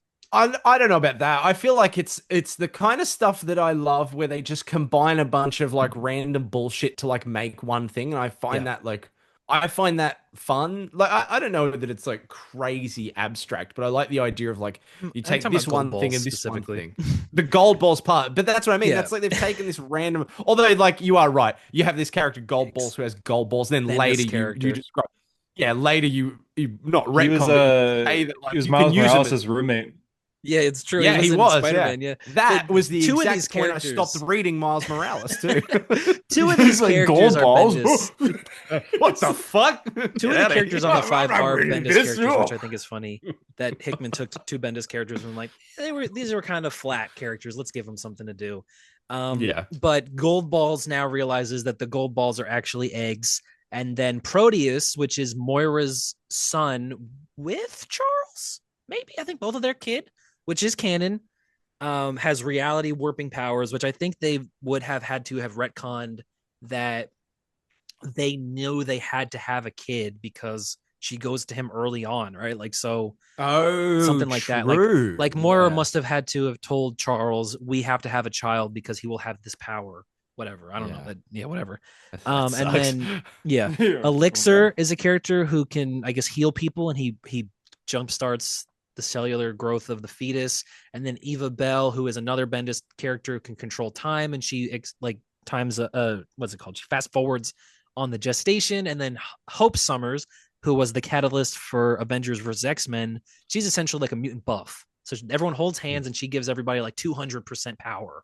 And that's how it all works. And then they're all reborn.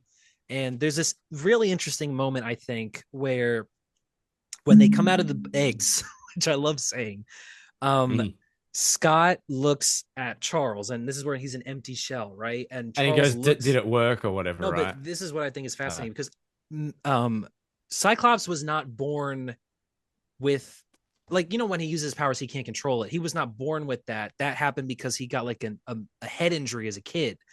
And it made it so he couldn't control the optic blast. So he has to have ruby quartz on all the time. You can see this moment where that is the case. Charles puts the visor on him, and I guess gives him like a mental thing that makes him feel like he has to use the visor forever. Right? Says his eyes are glowing here. He can control it. Charles implants this thing into him, and now he can't control it anymore. It's I didn't even know why not make him perfect? Why not just have is this a theory, or is this like... No, I think this is what's happening here. I think this is just what is occurring. Charles sucks, dude. Yeah, Charles does suck. Yeah, why not make him perfect? Like it's almost like he's doing that because he's still like, I still have a little bit of control over you.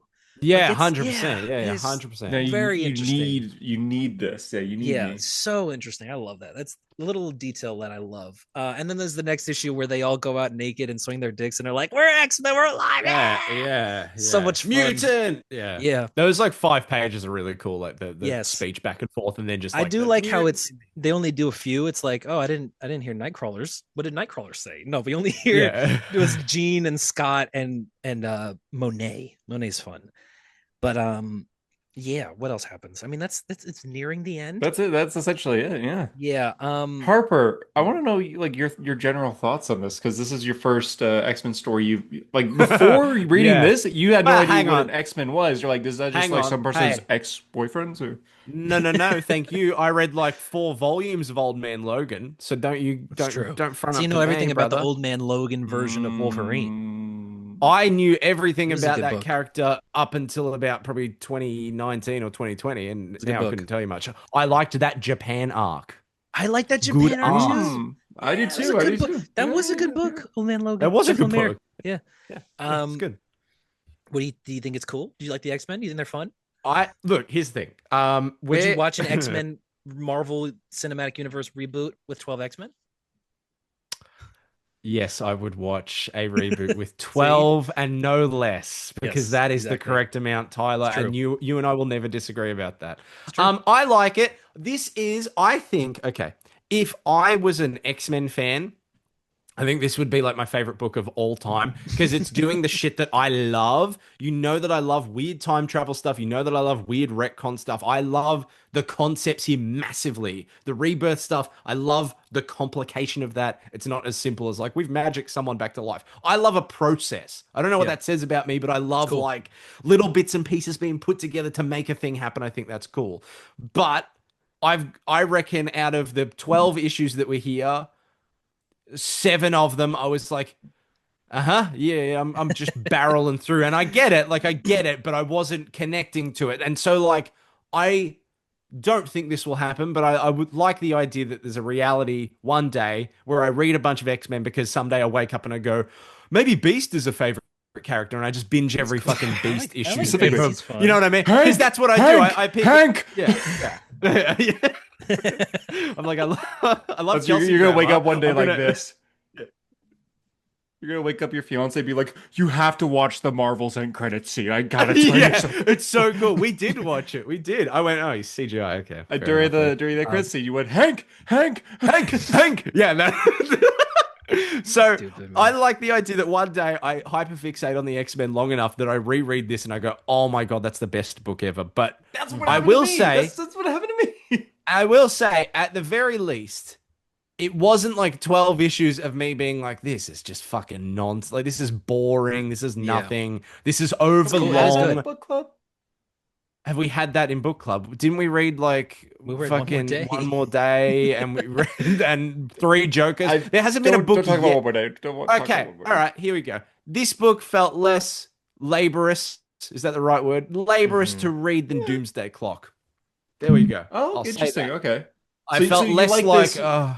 Is this the best book of book club for this year? Yeah. Well, the options aren't real great, are they? Yes, it is. I think I kind of like. No, probably. Doomsday Clock I do enjoy though. Yeah, but this is better though. But clearly, I think this might be better. Yeah. I think. Look, I can't remove like the personal attachment from Doomsday Clock. Like that's what I'm thinking. Yeah.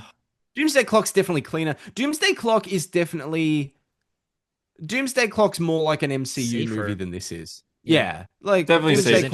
Is it? It's a Watchmen sequel. I know, which is interesting. Well, you know what? Yeah, sequel, no, you're right. But in terms of the actual story, it feels very fucking like wishy-washy. Just fine. It's all right. Yeah, I know. I would say 3 Jokers is the best one. Putin is in it. Putin is it. That is just true. I don't know. I wouldn't call Doomsday Clock safe at all. I think I think as a story. I mean, it's like I think the story is safe. I think. Yeah. Okay. This one is more, I guess political, if anything. I think this, it's up to debate. I think I have more attachment to Doomsday Clock just as a Superman fan. I am more of an X-Men fan than I was when I first read this, so this was an enjoyable reread. I think this is probably the best book for X-Men history. Unfortunately, it's gone. Krakoa's gone. Yeah. Okay. Oh, so yes. All right. Get into that, please. This is what I'm going to say first is that and then we'll get into I posted yesterday. Yeah, we'll get into listener words. Yeah. First, I wanted to get into what everything spun out of this. So the big one is Hickman's X-Men book, just X-Men general. Hickman. I read all of that. This is awesome. This is a really great one. I do love this one. I don't have Wolverine all of and the Cyclops and Jean might be and the doing throuple. threesomes every night. You know about this, Harp? You must know about this. I think Rubber does know about this. So they live on the moon, right? The Summers family plus Wolverine. You could see they have these are their rooms, and they have secret doors into each other's rooms. Says a lot. I think it's interesting. It is implicit in the text of House of X that they're all banging it's a mutant orgy island. They're docking. They're touching tips. But it's interesting. There's a because Wolverine wouldn't be circumcised. What? 354 fucking episodes, and here we are, guys. Maybe they circumcised him when they could be though. They could be. Oh, maybe they gave him his foreskin back when they rebirthed him. You're so right. Yeah. By the way, the answer to your adamantium skeleton question is that Proteus does reality warping powers because because there was an issue where they did this with Laura with X-23. And she doesn't have an adamantium skeleton, but she does have adamantium claws, and they fucked up the creative team, and they gave her a skeleton, and so they retconned it and whole said Proteus just thought Wolverines were the same, so he does that. No way, that's crazy. And they have to stick with that now. Yeah, exactly. Well, not anymore because Krakoa's dead. But there's this part where I love it, where I remember this. Emma all the Scott flirty looks. This look. Yeah, they shared this look that like everyone is here and they're all having it, like everyone's having a good time on Krakoa, and nobody cares. Yes, Mr. Harper. You look good, Tyler. The cut and the shave, you look good. With the shirt. Cool shirt. Oh, what nice. Hey, you want to see my shirt? That is a nice shirt. Yeah. Stranger Things reference. One Piece. I gotta do One Piece shirt. One Piece. That is cool. Get ready for my next I gotta book say, announcement. that is actually a really nice shirt. That's a horrible hat. I really do hate that hat. It's a One Piece hat. Is it really? He better not be picking One Piece again, but we'll get there. Yeah. I got a shirt for you guys right here for you to wear. Out of this. Oh yeah, that looks sick. Let's go. This is a great one. I don't have all the Krakoa era books, but I'll just show you the ones I have. Excalibur is an interesting one. This one, Excalibur is good. I like it. This is one of the ones I read. I like it a lot. You guys know my my picture on PlayStation? It's Psylocke, Captain Britain Psylocke. It's like I've had it there forever. It's really cool. I love her. No, you haven't. You were Miles Morales when I added you. This is when. Well, that it's true. Betsy Braddock. Just straight up lied. It's interesting. You guys know the. Well, you want to go back? You said you had it forever, but you didn't. Sorry, he actually just is such a lie. He just always be lying. I lie a lot. Tyler, also known as Bricks and Minifigs Defender over here. I didn't even read. That's gonna age this episode like milk, Hunter. Yeah. God, it's true. No. It's true. He just said it's true. It's true. You guys know about the Psylocke thing? The whole deal with Psylocke? It's fun. The Psylocke you're thinking of, which is the ninja Psylocke. Marvel Rivals. There's a character named Betsy Braddock who is the British woman Yeah. who is a telepath, and essentially Jim Lee liked the character of Psylocke, but also wanted to draw a sexy Asian lady ninja. So switched Psylocke's body into a different character, which is Kwannon. That's the body of Kwannon is the Psylocke character that you think of when you think of Psylocke. It's Betsy, this white woman in this Asian woman's body. That's the character. That's the one that you know. There's a certain comic book writer that loves this. Yeah. Absolutely. The Psylocke that you know is that. And so they eventually did put everyone's body back in the right place. Okay. And that leads to Betsy coming back. And Betsy, who her brother is Brian Braddock, which is Captain Britain, she becomes the new Captain Britain. And I love it. I love this status quo. I think it's sick as fuck. They put Kwannon, the character, on a different X-Men team called the Hellions, which is essentially like their Suicide Squad. It's pretty cool. I like Hellions. It's written by Zeb Wells. It's actually probably his best book. I didn't read that one. New Mutants launches out of this. This is written by Hickman. I think this is Hickman having his most fun. Cypher in this? Cypher is in this. Cypher goes off world immediately, and then I actually thought he was going. I got real sad for a second. Cypher looks lame too. Okay, he's got is magic there? Is magic there? Yeah, hell yeah, magic there. She's the franchise, man. She's the New Mutant franchise. I know. Cypher is interesting because he's got the Phalanx arm, which is a guy named Warlock. We'll get into the Phalanx in a minute. The Marauders. This is awesome. Kitty Pryde is a pirate. The Marauders are the people that smuggle the drugs into countries where they're not supposed to be, and Kitty is the leader of this crew. They're all pirates, right? And it turns out that Kitty Pryde is actually the Red Queen of the Quiet Council. So she's the one that is the missing spot, and it's because this book is essentially about Kitty and Emma's relationship. They both debuted in the same issue. I think it's X-Men 129. They're both invented in that issue. God, that must be an expensive key. Jeez. Yeah, exactly. And it's also the beginning of the Dark Phoenix saga. So that's like a big issue, right? They first debut in there, and so the first time Kitty ever sees Emma is she's a bad guy on the Hellfire Club. So they you stick that gun where your last boyfriend left you. Yes, exactly. Joss Whedon did a lot of work with the two of them in his book, but this is the book where they actually like become sisters, and it's really cool, and I love it. And this is Jerry Duggan. He's great. And it's got this part. It's got this part where Kitty for some reason she can't travel to Krakoa. her, like every time she walks into one of the force fields or whatever, it goes flat and she breaks her nose trying to walk into one. And didn't you like meet Jerry Duggan and you were like, my friend really likes your Iron Man, and he was like, oh, cool. Yeah, no, right. I like it too. Yeah, I did. And I like it too. Yeah. Jerry Duggan gave me this. He pulled this out of his pocket and he gave this to me. It was cool. Oh, that's right. Yeah. Oh, that's cool. Here, kid, take this. Yeah, because I mentioned that I read Conan, and he was like, "Oh my god, you actually know what you're talking about." That's so funny though. My friend likes your Iron Man. I also like your Iron Man. Yeah, this wasn't even like you. Kitty does this thing in this book, which I love. She takes a rifle and she uses her powers to put it in between two guys, like in their skins and their legs, and connect. She is sick. She's so cool. That's why she's one of my favorite characters, and she always was. She just does evil stuff like this, but she's like a good guy. That's horrible. Yeah. Remember when she fell through that ceiling? Do you co-sign everything she says? Nope, I do not, and I'm not going there. I always that was very Tyler. Usually, when you say something like that, goes, "Yep, sure, why not?" You were very definitive on that one. No, because I actually do like her character a lot. I love Kitty Pryde. Yeah. So, did you like when she fell through the ceiling? It's kind of funny. I mean, it was kind of funny when I was 15 when I read it. It was hilarious, man. Yeah. You get this book. This is the Zdarsky one, the X-Men Fantastic Four. The X-Men come for Franklin, which is fun. Franklin. The other books, there's X-Force. I love that book. Yeah, X-Force is interesting. That's like their CIA mutant Black Ops team, where like it's starring Beast, and it's Beast who has gone completely nuts, like bad guy Beast.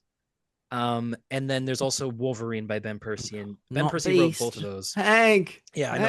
Hank, don't become evil, Hank. Yeah. Hank, Hank, wait. wait, no. Hank, Beast, Hank. Yeah, Beast Hank. Beast Hank. Yeah. Not Ant-Man Hank or Bad Hank. Yeah, Beast Hank. 10 of Swords is the first crossover of the Krakoa era. This one's awesome. This is an out-of-print book, apparently. I bought this in 2020. It's cool. No way. This is essentially, Apocalypse mentions that he has this history with Krakoa, and it mentions this other island called Arakko. And Arakko, early on in the X-Men run, it appears and it merges back with Krakoa. And so this story takes place in Otherworld, which is the nexus hub of all the multiverse in the Marvel universe. And the Otherworld is where the Captain Britons are from. And so they're, the Captain Britons are the multiversal Green Lanterns of the Marvel universe. The Captain Britain Corps. Otherworld is where they're from. It's ruled by this woman named Saturnine, and she creates a tournament that's going to establish who gets Arakko, either the people that have been living on Arakko the whole time, or the new mutant colonizers named Krakoa, who have come in to take Arakko because they think it belongs to them, because it was promised to them 3,000 years ago. Did not realize that that's what that story's about, but it is about that. No Apocalypse way. shows up, and he's like, all the people left on Arakko are his horsemen, his original horsemen. And so it's a big fight for the land. A really, really cool moment in this is that they find out that in Otherworld, because it's the hub of the multiverse, if you die in Otherworld, something gets scrambled. And so if they bring you back, they're bringing back like an amalgamation of all the yous from the multiverse. So if you die in Otherworld, you die for real. You cannot be brought back. You die in real life. Yes, exactly. You die in the game. You die in real life. So Scott essentially says to the Quiet Council, this is pretty fucked up that we're like letting the certain people in the story, like the combatants, whatever team they pick, go do this, knowing full well they can die and we can't bring them back, and we're not giving them backup because we totally could. And the Quiet Council's like, well, it's because like we have to play politics now, Scott. Like we have to play this fight fair. And he goes, listen, you guys are the politicians of Krakoa. You decided to be its leaders, but guess what? I'm an X-Man. We're heroes, and we don't listen to you people. He says we save those who need helping no matter the cost. So this is where Scott fully reforms the X-Men as a superhero team, and not just the book is called X-Men and it's about Scott. It's cool. I love that. Okay, that's cool. Yeah. What happened to Krakoa? What happened to Krakoa? So there's the timeline they show in this book, right? It's 10, X10, X100. X100, X1000, sorry. X1000 is the Phalanx timeline. So they establish in this book the idea of a dominion, of a world hive mind of thousands and thousands of worlds. And they say that in Hawks and Pox that this is the final step of humanity, that humanity's main goal, I think this reads very interestingly in like the AI age, but that humanity's main goal is to coalesce into this big uni-mind, that the concept that they establish where the machines are so dense that they exist in black holes, and because they exist in black holes, they exist through all of time, and all of those black holes are really one big huge consciousness, is crazy. And that's not ever what the Phalanx were, but that's the end game of humanity, right? And is to create the Dominion. And so Moira and Wolverine make it to the very end, and they realize that no matter what they do about mutant, about I was gonna say mutanthood. I don't even know what. I guess mutanity. It probably is mutanity, right? But whatever they do, they can't beat.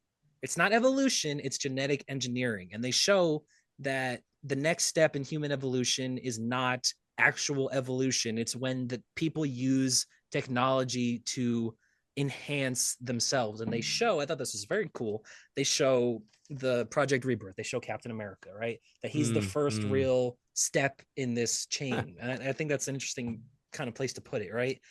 Kind of like Superman and Doomsday Clock.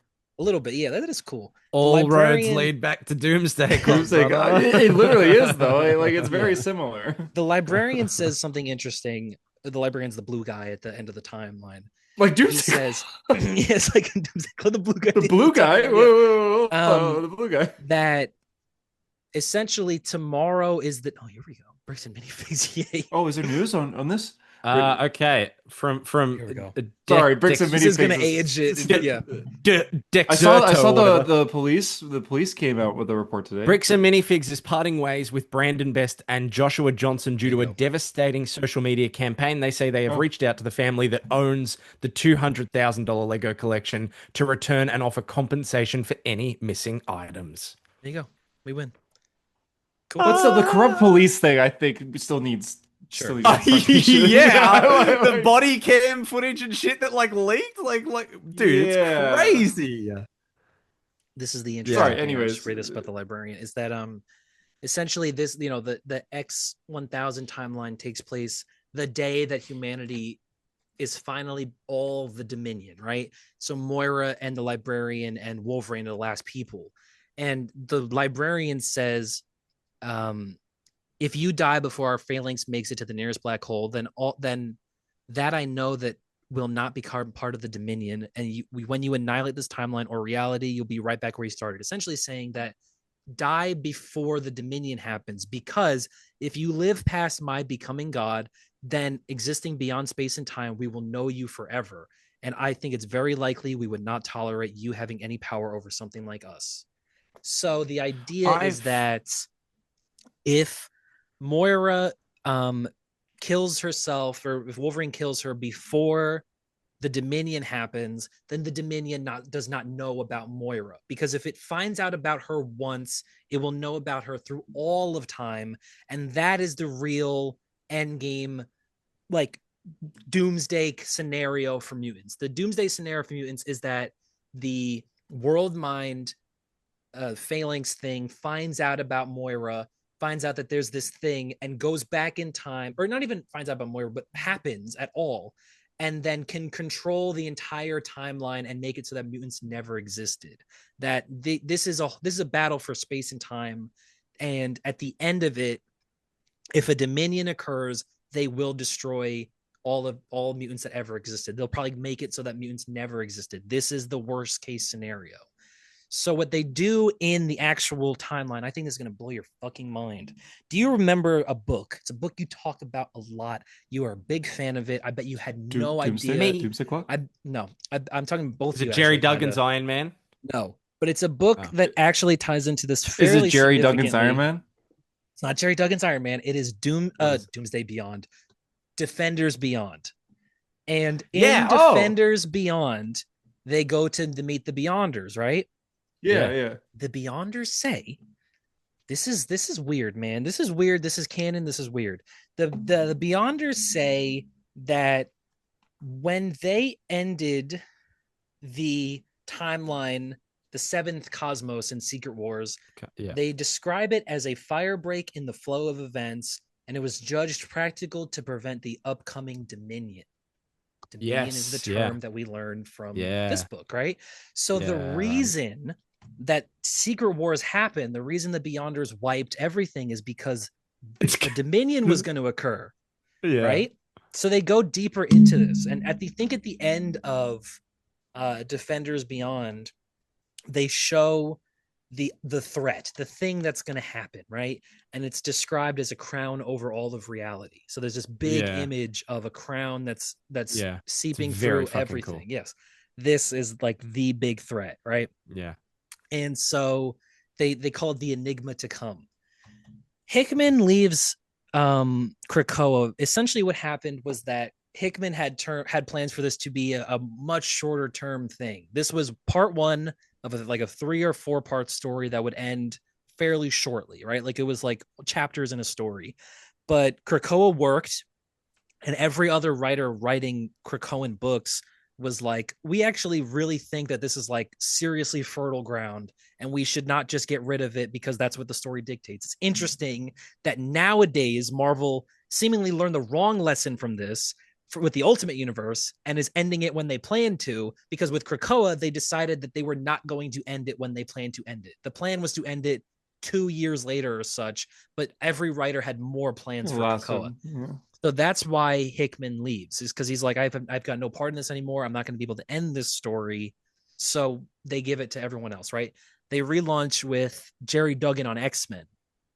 And essentially the fall of Krakoa is that Mr. Sinister creates... Oh, I knew that. Duggan befell Krakoa? Duggan befell Krakoa. No! Duggan and Kieran Gillen befell Krakoa. Your goat's washed. It was very insulting, I felt, but essentially that Mr. Sinister was going to create a Dominion called Enigma, and Mr. Sinister is the endgame villain, right? Which I think was the plan from the beginning, maybe. You know, Tyler? Hickman. Yeah. I'm going to say the Ewing Defenders thing has nothing to do with this. No, it does. It totally does, because they've mentioned... No, it specifically does. They mention each other. I think they were talking about the third Jurassic World movie and how that was going to ruin movies forever. You do have a point there, Jurassic Is there a tie to it stronger than just the mention of Dominion? Well, they call it the Enigma to come, and then the thing is called Enigma, the Dominion. Like that, Al Ewing specifically asked Kieran Gillen if he could set that up in his book. That is two tips touching. Yeah, that's yeah, it is too. But it's crazy that goes nowhere in that book too. No, it doesn't, because that's also the end of that book. They just go like, "There's this big thing." They spend the entire of that book just going through all the different layers of the cosmos and reality. They go beyond the Beyonders, and then they're just like, "Yeah, something's coming," and it's Blue Marvel's like, "Oh, that sucks," and then they just end up back in time, and you're like, "All right." I was convinced that this was going to be the event, like Secret Wars 2 or whatever. That like. Because this is why the Beyonders destroyed the multiverse. This is the reason behind Secret Wars, right? Like I thought this would have a bigger deal. Mr. Sinister creates a Dominion. Orcus, the organization that they established in this, being built up of like, Hammer and AIM and Hydra and SHIELD and every organization in Marvel. They attack Krakoa. They kill all of them. They genocide it again. And Kitty goes crazy and kills a bunch of Orcus people, like cuts them into pieces with swords. Kitty kills a lot of people. I didn't realize this. She does, yeah. Charles fully goes nuts. This is where Charles fully goes like Hitler and is like his end game. Essentially, the story is a race in time, I think, if I remember correctly, to stop Charles from killing every human on the planet, because he's lost it and he's going to press the buttons and he's going to send all the fucking nukes pretty much. And Tyler, I know what the Orcus is. Yeah, Orcus, yeah. It's Jerry Duggan's Iron Man. Yeah, exactly. But it's also this, yeah. But Jerry Duggan's Iron Man. No, it is for Jerry Duggan's Iron Man. That's true. The thing that really made me feel insulted though is the last issue of Krakoa, right, where they finally say goodbye. there's this concept in Marvel. It's called the white hot room. It's where the Phoenix was birthed, and the Phoenix is the strongest thing ever. And the Phoenix is what destroys. That's in Defenders. Yeah, the Phoenix is what destroys the Dominion at the end of the day, right? Jean and the Phoenix come together with all the powers of. They literally do the fucking Rise of Skywalker, I am all the Jedi thing, and she uses the Phoenix and I am all the mutants ever. That's the best moment in that movie. But she does that, and they defeat the Dominion. And what they do is they put this was I thought this was so shitty. There's a part of it that is like genuinely very nice and emotional and whatnot, but then there's a part of it that I just think is Marvel shitting on us again. Besides the whole shitting on us of ending Krakoa, but it's essentially that they in the white hot room is where Krakoa goes, right? And they go all the X-Men characters that you like, you know, the 100 characters of the X-Men, all the books, they see Krakoa in the white hot room and they realize that all 16 million mutants killed on Genosha are there. They're alive. They get to live in this paradise, and Krakoa is existing. And so all of the X-Men see their hard work come to fruition. All the children that were killed, all the people that were killed, Krakoa gets to exist. But all the X-Men are waving goodbye to it, right? The X-Men have to stay in the timeline. Krakoa gets to leave. And the final thing says, and so ends the first Krakoan age, which is insulting because you know for a fact you will never do this again. But it's the idea that Marvel gives you hope. Oh, we're not just totally throwing away Krakoa. This is the first Krakoan age. Go fuck yourself. But you are how often never do they going to do that? They will They never do this again.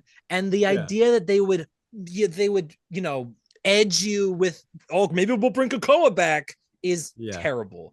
And then what they immediately do after this is I forget what the relaunch is called, but you know, it's the version where it's Jed McKay on X-Men and whatever, but it's the new modern version of X-Men where they're back in the shadows and they have no political power, and for some reason nobody's traumatized by the second genocide of all of their people. Yeah. Did this? Well, can I raise my hand? What the fuck? What the fuck, Hunter? Yeah, I'm gonna anyways. What book did this happen in? Was this an event or did it just happen in like X-Men? Fall of the House of X is what it's called. That makes sense. That makes sense. Okay. That makes sense. And my question is that the white hot room thing, how do they like see it and how do they see it and like come into contact with it? Because in Defenders Beyond, it's like it's like the second last part of reality that they all fall through, but the X-Men can just like I'm assuming that the Phoenix took them all there because Jean is the Phoenix and she has all that power. Like I'm pretty sure that Jean's place right now is that she's like cosmically like enlightened or like tied into the universe as the Phoenix or something. This makes me like less interested in the X-Men almost. I feel like the Krakoa stuff is like the furthest extent where I'm like, oh, I like this. Like it's kooky. They did weird. A lot of really fun stuff with Krakoa, like in the years. So Krakoa is now in the white hot room, but like all of the dead mutants now live. It's Krakoan Valhalla. Yes, it's a mutant Valhalla. Yes, 100%. The white hot room is mutant Valhalla. Because apparently, when I phrase it like that, it feels less strange, but it is still strange because it means the mutants are a mythology. They're not like a group of people with powers. They have new gods like Asgard. That's what Magneto says. So literally, but they are godlike. They are Asgardian. They have mythology built around them if they have their own Valhalla. Yeah, it's interesting. Wow. I am pretty sure it's canon that the white hot room is birthed into existence and for all of time the second that Jean Grey is born. So like her birth creates the white hot room, creates the Phoenix. That's fucking crazy. Yeah, Jean's important. She's real cool. I love Jean, obviously, but like thinking about the characters that were there. Yes, you think like Blue Marvel and Galactus's mum and fucking Loki, Prince of Asgard. They're all there, and they're like, some chick on Earth birthed this entire place. Yeah, exactly. Jean Grey birthed this whole thing. Yeah, like Jean is like cosmically important. Her birth creates the Phoenix Force. But but yeah, I just remember being so insulted by it being the end of the first Krakoan age. Yeah. Like, don't fucking do that. If you're gonna end No, it, he'll get just back with end MJ it. eventually. He'll get No, back with MJ. exactly. Krakoa will Oh come my back. God, oh It's my God. exactly that. It's so insulting. I just couldn't believe it. And I think like they are writing decent X-Men comics right now. They're writing stock standard X-Men books. Mm. But Are you reading it? I thought you dropped X-Men. no, I'm not reading it monthly, but like every once in a while I'll catch up on some issues on Marvel Unlimited, right? Because Jen McKay writes a good Cyclops at the end of the day. That's the way to do it, brother. That's the way. And Yeah. I don't know when they make another big swing at it. The issue is that Tom Brevoort, who was the Marvel editor the Avengers editor for a long time, who did all the Bendis on Avengers stuff that you like, he goes to X-Men when they end Krakoa, and he explicitly says it's because the MCU are going to do the mutants in a few years and we want them back at zero. They say that. So I don't know when they make another big swing. I don't know when they ever do anything like this. I don't know if anything like this could ever happen again because Marvel doesn't want to make these shots anymore. And I think that when the X-Men, we've said this, but like you can tie the health of the brand of Marvel to if Spider-Man and X-Men are good. And if they're not good, true. That is true. Then, that is so then nobody true. cares, right? Like DC's on fire because even if they probably do have bad books, Batman's really good, Superman's really good. They have absolute Batman. But if you can't even say that Spider-Man or the X-Men is good, nobody gives a shit if Fantastic Four is good. Nobody cares. Yeah, it's not even. Maybe Avengers That's a good point. But it's the two big brands. It's beyond that. I think even if they were mediocre, it's more the fact that they are like actively and aggressively diminishing the brand by making you angry. It's this like storytelling device of you'll tune in next just to hope. It's the hope that something that you want is going to happen instead of just telling stories where you're like, this is cool. I like this thing they do. They don't even design Spider-Man, especially as like a story. They don't design that character around storytelling. No. They design him around, we'll tell bite-sized little stories or get you to hope that something's going to happen where you go, oh, that's the Spider-Man that I like. Yeah, that's so fucking weird, dude. Yeah, that's weird. X-Men is like, it's all events. It's all different timelines. It's all different. Like they just never. It's oversaturated. I've said this, like the second I don't think they've done this yet, unless I'm wrong. Actually, I think they did just fucking do this. They're doing an X-Men Unlimited book or something where they have all the X-Men teaming up. When they build the school again is when the X-Men dies forever. And I'm pretty sure they did just build the school again. So that means that they're out of ideas for good. They're not going to come up with another good idea. Yeah, it's annoying. I don't know about you guys, but every time I read like weekly issues, I go on the comic book subreddit just to see what other people are saying about the latest release. And when you click on that like discussion thread, there's like the most commented are gonna appear at the top. And it's always DC books at the top, and the only Marvel book that people are even talking about is always just Moon Knight. That's it. Yeah. Like, X-Men no is one's talking about anything else. The thing about X-Men is that you have a fan base of people that will buy and read every X-Men book no matter what. Like they do have people like that. There are people that are strictly fans of X-Men and nothing else Marvel. Like that exists. And so you're always going to get their money. But again, it's like, why are you guys only content with that? You can make so much more money by making stories that everyone wants to read and not that some people begrudgingly feel like they have to read, you know? I don't know. The Krakoa. Yeah. I loved Krakoa. I loved the Hellfire galas. I loved it all. All the such a big reveals every year. Yeah, I felt like it was such a good time. Kevin Feige was there. Yeah, I also love that. Yeah, yeah. It felt good. It felt right, and it felt like new and exciting and fresh. And it probably is the biggest like shakeup of things that they've done. It was in a long time, I would say. Like in terms of changing everything completely, it changed the X-Men entirely forever. Do you know what else is like new and exciting and fresh? Because we're just a bunch of old mules here. We're all worn out. We're old dogs. We're all dogs. We ain't got nothing left in the tank, fellas. You know, we're rusting through. We're like Mater from Cars. But you know what's fresh and hot and sexy and rearing to go is the listener's opinion. The listener's opinion. So let's get into it. on Instagram and our Discord server. We've had a lot of opinions, a lot of thoughts. I'm very happy that people got as into us as they did. Like I reckon, Tyler, I think the day that I put up the poll and it got ahead, I thought about it for 10 seconds and was like, I don't want to read Heroes in Crisis. Like, you know exactly, dude. Come on. Thank all right. God no one voted for Harper. Yeah. Sorry, my bad. First one coming in from Andrew. It's titled Cyclops fucking died again. Yeah. That was just a clone that came out of that egg, not the real Cyclops. He's gone forever now, y'all. Let that sink in. You know what's fun? Mm-hmm. There's when Jerry Duggan writes X-Men, one of the first stories he writes is that Cyclops gets killed in public. And so they're like, oh, fuck, if we bring him back, we're going to have to explain to people that we can bring people back from the dead. People back. So he becomes Captain Krakoa for a little bit. Oh, you could just be like, he didn't actually die there. Krakoa. No, but it does get leaked. I think it might be Ben Urich that leaks that the X-Men have got to stop doing that. He's got to stop doing that. One day Wilson Fisk is going to be in there.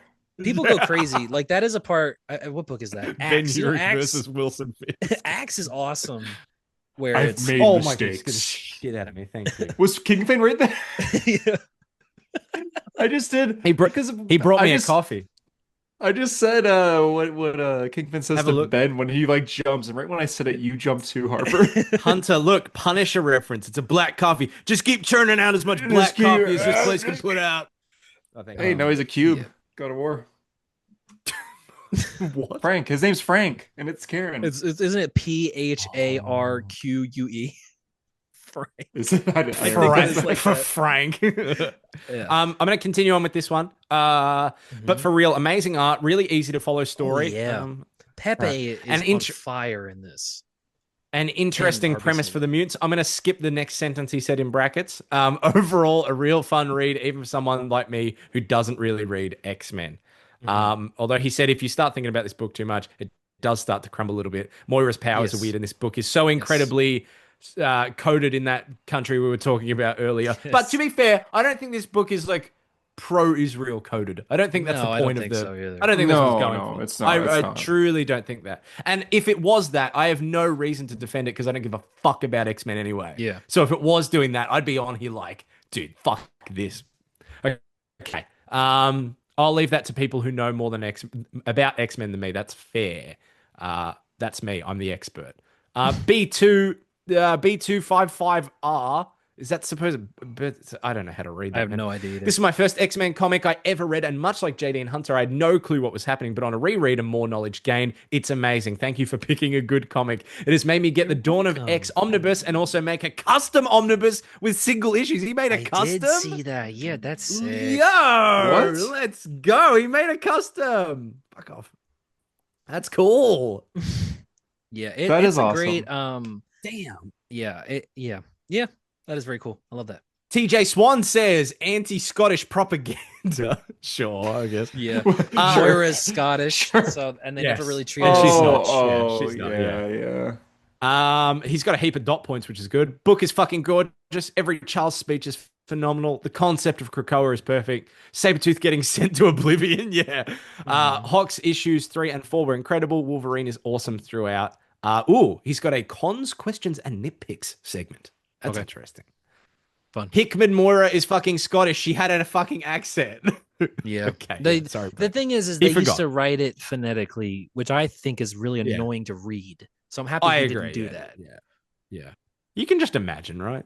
Yeah. I mean, and I don't know about you guys, but I never read characters and accents when I read them. I just hear it in my voice. I just read. I think it depends on the if it's written like I'll read like Constantine because sometimes it's written in a sense where you have to think of it. That's what they used to do with Moira. Yeah. Same with Nightcrawler too. And you say you read Nightcrawler like an American accent. Yeah. Hi, I'm Nightcrawler. It's me, Nightcrawler. Hey, I'm gonna bamf. Wolverine, I'll find you in the next life. That's it. That's just like I get that for some characters, but some characters are like very much they are written with the like Lobo. I'm not reading Lobo with anything. Biznatch. Okay. Bastich. I'm gonna say I'm gonna. Oh yeah, Biznatch is Tuco. What did you say? I said Biznatch. That's Tuco from fucking Better Call Saul. He called my Obolita a Biznatch. Lobo. Lobo is a Spanish word. Sure. I'm going to say, as the resident DNA coded Scot of the podcast, the accent doesn't matter. My entire family is Scottish. I have doesn't matter. Welsh DNA somewhere, so maybe. Oh, get fucked. Okay. Okay. Sorry. Hawks issues were better than Pox issues. Agreed. Yeah. And the present day story is insanely better and more interesting than the future sections. I think the future sections are interesting, but I agree that the modern day stuff is better. Yeah, of course. I mean, it's way better. Crescendo's way better. Yeah. I'm assuming that everything that happened in the past books with Moira still happened. So Moira in her 10th life meets Charles and lets him read her mind. Well, Moira's 10th life is the 616 universe. So you just have to assume that everything Moira's ever done, she's also moving in secret to Bill Krakoa this whole time. Yeah. We have been in her 10th life since like Fantastic Four issue 1 then, I think. He knows everything about her and her previous whatever. Yeah, okay. It then cuts to a year in the past and Charles and Moira go to Magneto and tell him about it. Okay, first of all, why did they wait so long? And I'm supposed to believe that not only Moira has been a mutant this entire time, but Charles knew the whole time and knew of her previous lives the whole time. He just waited the entirety of X-Men history to do anything about it. Yes, well, to be fair, he was dead for a little bit before this, so he didn't really have a chance. But yes, I do agree. It is weird. It doesn't really make sense, but yeah. I'm going to skip some bits because it was long, but I'm going to say no Rogue, no Gambit, no Kitty. Why did I read this book then? Not even in the fucking background. Hey. He didn't say fucking. I added that because I thought it added some flair. Hold up. Let's see real quick. I think Kitty's in yep. There you go. Here's Kitty Pryde. Boom. In one panel. Beginning of the book right there. Boom. Oh, boom. God. She kills people. She kills people. No, yeah, she kills a lot of people. No, I wish more Marvel characters showed up. This is too big of an event in Marvel history for just the Fantastic Four to appear in the beginning and just one panel of the Avengers and the Fantastic Four later. Yeah. I don't even remember the panel of the Avengers. It's just a panel. It's during Charles's speech to the world. It's just like them going like, "What the fuck? Are we talking?" Not even notice that. But I mean, it's kind of true. The first event that they show up in this form is King in Black, which is cool. Hell yeah, the best book ever written. Germo says, all throughout, great. Did I have many moments where I had no clue what was actually going on? Yes, but the whole story made me feel hyped and excited for what comes after. The art was beautiful. Plus, why were they all naked for so long when they got reborn? You think they have like towels available there? Yeah. Oh my god, dude! Nick has written there were children like an in that actual thesis about Hawks and Pox. Fucking me. I see this. Yeah. Harper, you can skip it. I'm gonna. You know what? I'm just gonna like. Here's what I'm gonna do. I'm gonna skip through parts and I'm gonna mischaracterize him. So basically, he says that this story is really overrated. He doesn't like it. He says even though we get bits of it in Alien versus Avengers, and then he says in brackets, terrible book. I agree with you, Harper. I desperately wish we could get an idea of what Hickman's definitive plan for the fall of Krakoa was going to be. That's fair. Yeah. And then he says Hickman is a cheat who just steals from like great artists. And steals from the Fox movies. So that's interesting. And that's what Nick had to say. That's definitely what he said, yes. Okay. Connor. Sorry. Yeah, I'm reading this now. That's really fucked up. Connor says, prime example of a villain story member. Connor, by the way. He might have been my favorite on that episode. Anyway. Which one did he play? I don't remember, but he was the one that talked about Lego Batman. I really liked him. He was good. Oh, he was me then. Was he you? Maybe he was you. I don't know. I think it was me. I just when I had to like proof listen to that episode, he started talking about fucking Lego Batman, and I just locked it. I don't know, like the way he spoke about it, I was like, tell me more. And you guys know how I feel about Lego games. I have a history. We know this. I just bought that game. But I was locked in, man. Connor says, prime example of a team / story reaching heights that they never get out of the way. White Skull just sent something to the comic chat, and I accidentally clicked on it and got out of the fucking thing. It says, I haven't read a lot of X-Men books, so I love that I can just jump into this without too much prior knowledge. Everything about this book is phenomenal from the info pages, which I love, and I can't believe you guys skipped some of them. In my defense, I did read it the first time around. I skipped it this time. Don't be rushed. Nightcrawler and Logan. Harper, try to take the longest sip you can of that. It's really hot. I don't care. Is one of the coolest concepts in Marvel. Steaming. It's like, I love do like a big features. You can't see the steam. The steam. No. No. No, you can't see it. It's Okay, hot. yeah. I felt it I in my love seeing all the esophagus. futures and Moira's overarching story, but fellas, either I'm an idiot or some because I didn't understand shit during the X1000. Yeah, it's confusing. The art is fucking beautiful. One of the best looking books I've had the pleasure of reading. I felt like Hunter just constantly being like, the art is so cool, even though I don't understand this part. Yeah, no, actually though, I yeah. literally say that it is so cool though. You know, he's Also, right though. He's right. Magneto is the coolest dude ever. His drip is too hard and his aura is too strong. It's true. I especially think by Hickman. I actually think White Suit Magneto is his best design. You Oh think my so? god, that's I right. do Because like it a Mr. lot. Mr. Sinister is like the cape. I love that cape. Yeah, he That's kills. that cape is so. Yeah, good. I thought you should have had a cape this whole I time. love how it droops over his like it starts here and drops down, like it goes over his shoulders. Oh, it's so good. It's cool. It's cool. Tom. Yeah. Tom says, forgot the Moira retcon, revealing that gold balls from Bendis actually lays eggs is the funniest piece of lore in history. Every revived character hatched from one of Fabio Medina's fertilized eggs. Who's your mummy, Scott Summers? It's gold balls. Hell yeah. That's what I mean. That He's aside, technically parenting them, and they're technically. Who's people. your mummy, Scott Summers? It's gold balls. It's true. Miles Morales' high school roommate is Roommate Scott is Summers' mother. yeah. Yeah. That aside, this was a stellar intro to the new era of X-Men. Some of the future timeline fouling stuff was a little out there, and the cast of this book, new characters and old was massive, just like what Hunter wants, what Tyler wants for the new X-Men movie. Hell yeah.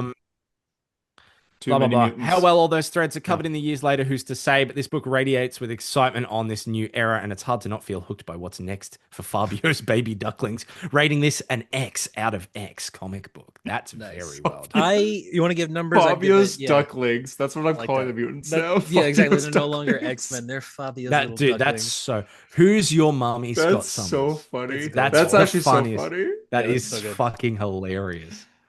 So they're like now that in canon, like Cyclops is dead, Wolverine's dead, Nightcrawler's dead. Yeah. Instead, it's these clones. These clones are Fabio's ducklings. They're all gold Yes. balls children. Yeah. Yeah. Gold balls can post an AI photo of him as a doctor. White Skull said, me and my brother bought the trade for this about 3 years ago and felt that it should read some X-Men books or runs beforehand later that year following the rewatch of First Class while sick with a cold. Oh, dude, this sounds like a primo story. Yeah. You like buy the book, you're on an X-Men high, you get sick and you sit down and read it. Fuck yeah. So he did a big read through Claremont, Morrison. I clicked fucking White Skull sent a message and I clicked on it again. White Skull, we're gonna ban you. White Skull's I banned. clicked on White Skull's message Jarvis, in the ban comic White talk Skull. thread while I was reading his fucking opinions. Jarvis, ban Anyway. White Skull. Jarvis and Jarvis. Skipping forward, yeah, I'm very much glad that I decided to read all those books, at least because there were quite a few times where I was sort of confused and had to reread dialogue mixed in with some stuff not making that much sense. The timeline of the scenes with Moira, Charles, Eric, and Sinister, Yeah, and the I've moments like doesn't. Yeah. prior knowledge kind of stuff, yeah. He ends it by saying, the X-Men are pretty cool, aren't they? 97 season 2 next month. Woo! That's true, man. You gotta watch. I'm all hyped, these. man. go. I'm hyped. You gotta. I Watch feel like all I these want to stuff, Harper. rewatch the first one. Yeah, Harper, you should watch this. It's awesome. I'll show. watch it. I watched Oh. 2 episodes of Friendly Neighborhood Spider-Man, so that's pretty good. It's better than This that. is way better. This is Yeah, so it's- much It's better. way- Yeah, so I got to much be honest, better. Hunter. Do you remember when we talked about that show when the trailer came out and we were all like, "Oh, the backgrounds look really flat and there's not a lot of life to them." And then the show came out and you were on this podcast going, "Actually, no, it looks way better in the show." No, the fuck, it does not. Whoa, It whoa, does whoa, not. wait, what It the looks kinda hell? better on What? the show. Yeah, it looks better. so Wait, lifeless. what do you, Harper? I was the When- one saying it was lifeless. Before the show came out, when the show came out, you went, "Actually, they improved. They like made it look a lot Whoa, better." Yeah, whoa, go back, whoa, go no, back. no I way. listened to I the was episode. always a I hater of listened to this. the episode last week. I was always a You hater. Did you actually? literally? No, I didn't. But it befits my argument, so I'll say it. I'm I was- almost certain you say that it looks better. I'm almost certain. Harper, you were saying Who that. else would have said it? No, I did You! not. No, I did not. There's no way. I was always saying that it was so You empty were. looking, always. And then when it came And then out, you you were said- like, it looks better. No, I said it didn't look that bad. No. Yeah. Oh. Because I didn't watch it, motherfucker. I didn't watch it. Tyler, You did. watched Tyler it. said that. Tyler was saying that You it looks both good. watched it. You both every week went, actually, it's better than it was the previous week. It's getting better and better. I always said that it looked bad, no matter what. I always said liked it looked it, man. terrible. You liked it. Peter's- I listened to the episode last week. You liked it. Peter's dad is alive in that show, so cool. Peter. Is he? Yeah, Richard Parker. Is he? God, my heart's racing. I You got gotta really angry. I You got was really angry, always but against this. Oh my god! No, It's but you recorded. definitely. It's recorded. Go back and find it. I promise you, I'm right. And if I'm wrong, you listen to the wrong episode. Somebody said, I've recently been getting back into comics, and this book club wasn't helping with slop like one more day. But fuck, Hox and Pox is awesome, and my glorious King Cyclops, I loved it. Honestly, the medicine that Krakoa has, but it is being used to gain what they want, is so fun. And the rebirth stuff, I think, is a little whack, but still fun. I love the issue where they go to space. Fuck yes. I do love Also, the X-Men issue when 97 they go coming to back. space. Can't wait. Magneto is so tough, and the Council is tough, and the whole book is tough. W book from Tyler. Didn't mention it, but I personally love the Moira retcon, and I think it's really cool seeing her other lives in between. And he says just at the end here, by the way, Hunter, you said that Friendly Neighborhood Spider-Man looked better than the trailers. Interesting that he put that in. Interesting that he put that at the end. That's crazy. Yeah, everyone listened to it last week. We all listened to it last week. So Hunter, go back.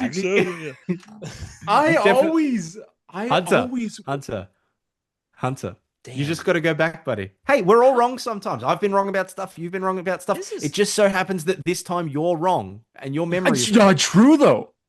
It's not true. No, it's what you said. I remember it. I told you. I listened to the episode last week. I listened to it. They told me that they were going to give the money back for my Legos, and they didn't. Hey, listeners of this story, I want you to go back and clip it, but only if it befits my argument and that I'm right. And if it's not, just pretend that I was right. But I definitely was right. You said it looked better. You said like it didn't look as lifeless. I remember. Wow. CJ, the GOAT, by the way. CJ says, I don't really have anything to say that hasn't already been said, but man, this book is gorgeous. This is a reread for me, so a lot of it made more sense this time around.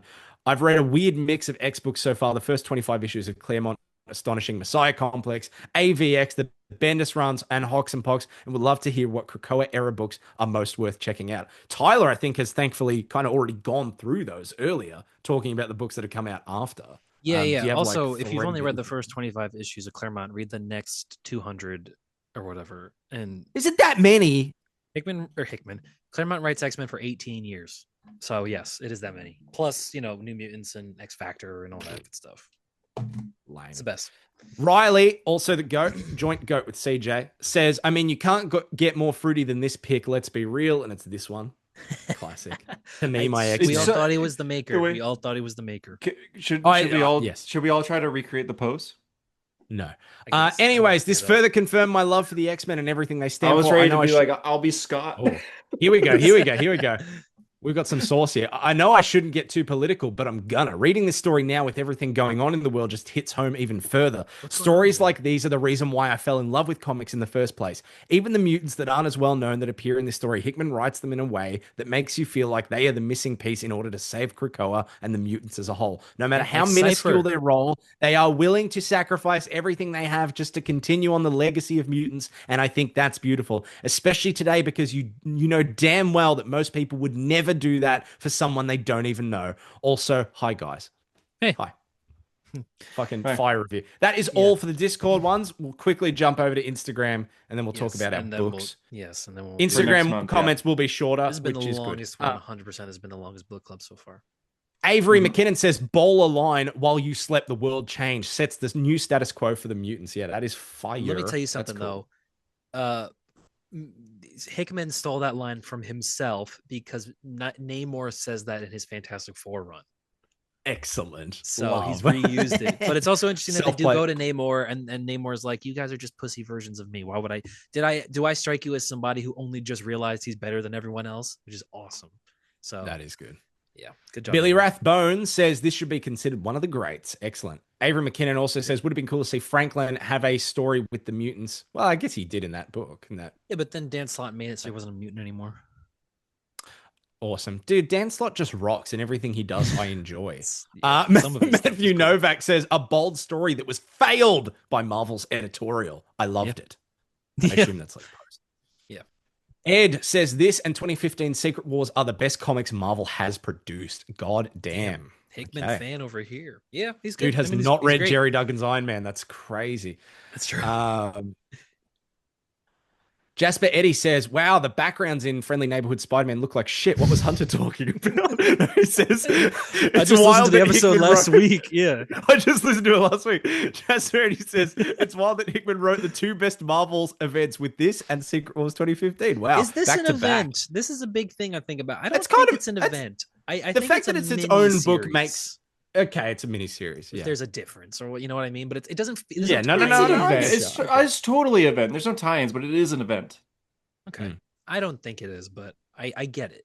Do you think Doomsday Clock is an event? yes, Not really. I think it is. It a totally is. crossover. I classify yeah. an event as like having crossovers and like being like the focal It's point of the world. It's the Justice League versus Watchmen, dude. Yeah, but they don't mention it in any other comic book. Yes, they do. What are you talking No, about? they barely do. Remember when Doomsday Clock is happening and it's like, oh, where else? They don't Oh, mention any of at this the shit. time, sure, but they Yes, have sure. they can't stop mentioning Dr. Manhattan This at is this true. point, dude. Yeah. All right. It's like It's an their event, favorite game. and this is an event. This is an event, yeah. Mikey Dinosaurs G, is an awesome event. idea for the X-Men and a much needed change for them to bring back the hype of them. That's fair, and then they've killed it, I guess. TJ Swan says, beautiful book, but really hate the Moira retcon. TJ Swan wrote a fucking comment on the Discord, and now I'm giving him more airtime, so Damn. whatever. And the far future stuff is so boring. Interesting. Mm-hmm. Normal person pretend, nice name. They've got a Supergirl profile picture, so based as fuck. It's literally peak in the last great Hickman book. Whoa. How do you feel about that? Whoa. Probably is I'm true, a though. Hickman is washed kind of guy. I'm not. Yeah, but- actually, No, I what, agree. Ultimate I agree. Invasion, Ultimate Spider-Man, Avengers, Alien. Yeah, not that one. That's what it. else? Yeah. Wolverine, Maybe that Wolverine Spider-Man book? long road home or long way home will bring Yeah, Hickman exactly. back to what we know Finally, and yes. that'll do it. I'm sure it'll be fun, but Geo Eger. I don't know how to say that, dude. One of the best comics of all time. 3 exclamation points. And fan favorite pronunciation of the show, Logan Nago Leosius. Awesome book. I love mutants not giving a fuck, and all the concepts introduced were sick. That is Hawks and Pox. yes, dun dun dun. Well, we made it, didn't we? What I want to say, I want to start. I keep forgetting to do this for book clubs, but since we're done, before we announce our next ones, what do you guys rate this book out of? What do you guys rate this book out of 10? I rated an X out of X. I'll give it a. I'll go. I don't. It's not my favorite X-Men ever. I do like it a lot. I'll give Hunter, it shocked reaction with me. in the. I'll give it somewhere in the 8 to 9 range. You know, this is completely unrelated, but I heard somebody the other day. I was over listening to somebody talk about the Backrooms, and they gave it a review of a 6.99. I was like, what could the movie Come have on, done? don't be Yeah, I was like, what could the movie have done to make it a 7? But either way, Yeah. I'm gonna give this That somewhere annoys in the 8 to 9 range. I'll go 8.5. I really, really like it. I'm gonna think say I- 6.99. Nice. Yeah, I'm gonna say. Actually, I'm with Hunter. I'm gonna say 6.99. So what- Well. okay, I just say curious, like, I'm what gonna could make say it a- seriously. a I'm gonna 7? say 8. Yeah. I good. think It's great. It's I great. think It is I great. think House is like an 8.5 if we're doing points, and Powers is like a 7 or something. Yeah, I say Maybe- Powers is 7 and House Powers is is 9. So Powers I'm gonna say definitely- together Yeah. it's 8. Somewhere in the House is middle, yeah. awesome. But yeah, overall it's awesome. It is really cool. All right, we made it. All I'm right, just checking next the books. the next books. It looks like our next book club will be July 3rd. So we got all of Yeah. June. Today is June We got a 4th, full month, 5th for pretty you much. guys listening. Should I go Pretty much a first? month. Yeah, since you got your book this month, you're gonna go Yes. first. Oh, we're on a streak right now. Come on. Oh, All right. I'm- No, you're not on a I'm at streak right I'm now. at a You had 10. one. Oh, I know. I've had 2. One more day, and now this. But Oh, you are. Yeah, that's right. I'm gonna tank this streak by picking a book that nobody's gonna pick. But guys, get with me, please. Let's read The Authority. Brian Hitch and Warren Ellis. Let's do Warren it. Ellis. It's Oh The my Authority. DC I'm good, man. Comics. I'm good. It's got Apollo and it's got Jenny Sparks and it's got the Engineer who you need to read in order to get the Superman sequel coming out next year. I'm And good, bro. if you don't read this, you're gonna be lost for Superman, Man of Tomorrow, or whatever. I was watching Superman 2025. Like, what the fuck is going on here, man? I'm picking. You're talking about the Authority movie that was canceled, like that. The same universe. I love this book. I think it's amazing. You're the only one. No, and I'm not, because it literally. Is this better than House of X? Yes, it literally did tangibly actually change comic books forever. It did. Like this is a thing for real. And I love it, and it's awesome, and it's worth reading, and I'm gonna pick it. I was gonna pick a different book that also nobody would have picked, but I think there's higher chances of people picking this than the Catwoman book I was gonna pick. So, I'm picking The Authority. I just looked it up on Amazon. It has 2 sales and 2 reviews. 5 stars from Tyler, 2 stars from James Gunn. I don't know. Yeah, that's interesting. Guys, come on, you trust me and James Gunn on our things that we recommend. I don't know. You were both at that party. I don't know. Hey, I was really young at that party, man. He's a victim. Exactly. Yeah, come on. Kevin Feige was there. It was on Krakoa. All right.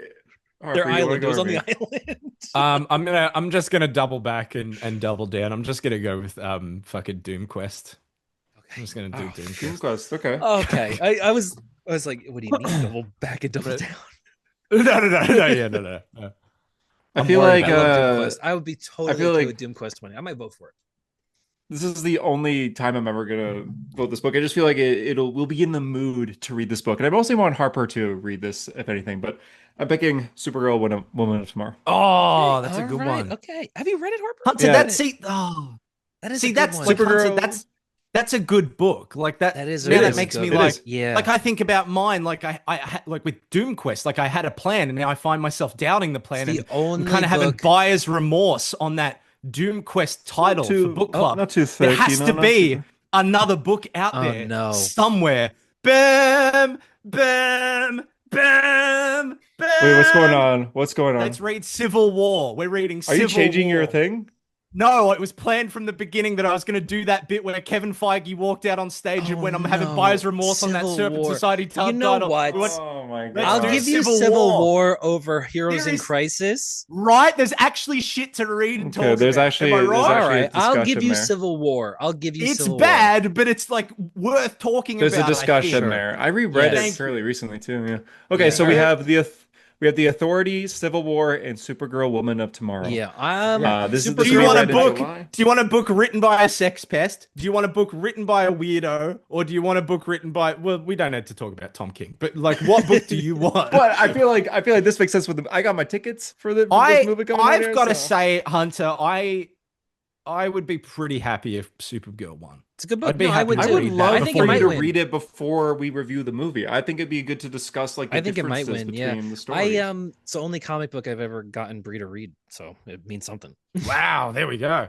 Yeah, cool. It's a good book. That means it's the best book. It's a great book in general. Yeah, I'll give it to you. It's very good. All right, cool. Three actual. Besides fucking Civil War, I guess we have 3 actual books. Hey, it's worth talking. It's worth look in terms of my picks. It's better. It's probably better than well, no, it's not better than 3. I would rather Civil War for Authority. Guys, you're gonna read the Authority. I just think there's a good. Hunter, you get to see Luke Cage hold the L, right? Luke Cage and the Thing hold the L. Yeah. That's exciting. No, the Authority's cool, man. You guys are gonna see. Come on. First page of the Authority, Moscow. No, it isn't. Boom, boom. First page, number 1. I'm voting Authority. Authority. You don't like Fu Manchu racist analog characters? Come on. I'm voting Superman. Supergirl. How about this? You don't like guys punching guys' skulls up? You don't like that? Come on. I'm staying with Supergirl. Oh, okay. I'm staying. All right. The Authority is a dark horse pick, I will agree, but I'm not expecting to win this one. So I'm just hoping maybe there's some cool guys like Nick. I'm only thinking Nick's gonna vote for it. I'm just saying this is the only chance for. I think this is the best chance for Supergirl. If wait a minute. Wait a fucking minute. We did a Supergirl book club. We did it years ago. We actually did one. You can do another one. Did we actually? We definitely did. We definitely did. Wait a minute. That's so funny. That's so Wait a minute. We 100% did a fucking book club for Supergirl. Harper wasn't there, but we definitely did it. Oh No no! way. Oh my god! Oh my god. Oh no! It's not even on the playlist. Oh Oh my wow! god, that's so funny. We have a book Do you club wanna stick with playlist it and still? it's not there. There you are. There you are. Do you want to stick Oh with it my still? god. Wait, probably not then, hey? Hey, I haven't I mean, you read it, could and still maybe- stick with it. It's a good book enough to read twice. Why not? That's But so damn, man. funny. But That's it's only hilarious. 3 years ago too. I'm don't remember picking this Fantastic whatsoever. Four full circle for the next one. All right? I'm gonna pick Thor the God Bomb or whatever. God, but actually, Damn. I can't believe this. This is Yeah, every single thing you could say about the book you said on that podcast. you probably said 3 years ago. Oh, guys, we could just like re-upload it. That's true. Yeah, you can take a week I gotta off. change my thing now. I gotta change my pick. You want to wait till the end of the episode? Okay, no. Let's re-upload it. Except we can like green screen me and just like looking around and nodding at you guys every time you say something. Yeah, that's true. And I we'll change pause. that? You can pause the video on us, and then you share what you have to say. But And that's then- like a reaction video. This is Yeah. so weird. Hunter, do you have a backup book or not? You want No, to in pick my my mind, Catwoman it was book? Supergirl, Woman of Tomorrow, baby. That's I'm it. sticking with it. I'm locking it Episode in. You don't want my 354. you don't want the Catwoman book I was thinking of? You could take that one if you want. I'm gonna stick with it. Honestly, I'm gonna stick with. Alright. Unreal. That's so We're funny, gonna have man. 2 videos on YouTube called the Hero Story Book Club Supergirl Woman. Yeah, literally. Wow. Well, Wow. New Okay. thumbnail. Well, apparently this book is forgettable. damn. Wow. it's Yeah. true. Damn. Should You want me to should I Photoshop change? us as the naked X-Men coming out of their if you pods? want to change, how about just pick by the end of the episode? If you want to change, decide by then. Okay. All right. I thought we were ending the episode now. We We got still barely any going? news. Yeah, I mean, there's Superman set Let's pictures. go. Oh, the Lex costume, sick. Let's Love go. it. Okay. Oh, yeah. Lex power Okay. armor. When they first showed that photo of him Buzz standing Lightyear, in like a yeah. grain silo or whatever, yeah, he looked like Buzz Lightyear.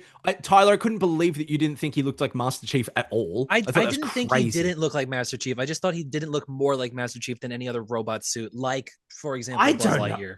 He I- looks like I- Master Chief, but like with the In Halo fat 1. filter.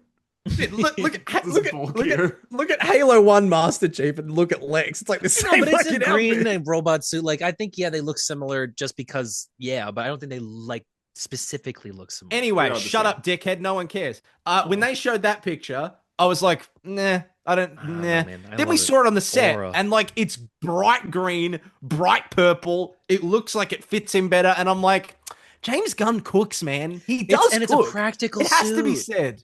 Yeah, It's practical. Yeah, it looks It is. awesome. and it's- fucking Superman looks like I don't love the suit, but it does look better. And his hair looks good. Superman, he's got good hair this time around too. When Hunter pointed it out, like you look at the costume in the original, the way that collar fits, and you compare it to that, and I'm The like, new oh, one. dude, that looks Look at that his looks like when hair. Gary Looks good. when Gary It's- Frank it's- draws fucking Superman. That's what it looks like. That's it. Yeah, That's that's so But also cool. the collar is very similar to like Pattinson's Batman's collar too. Which means they're crossing over. hell yeah, Probably.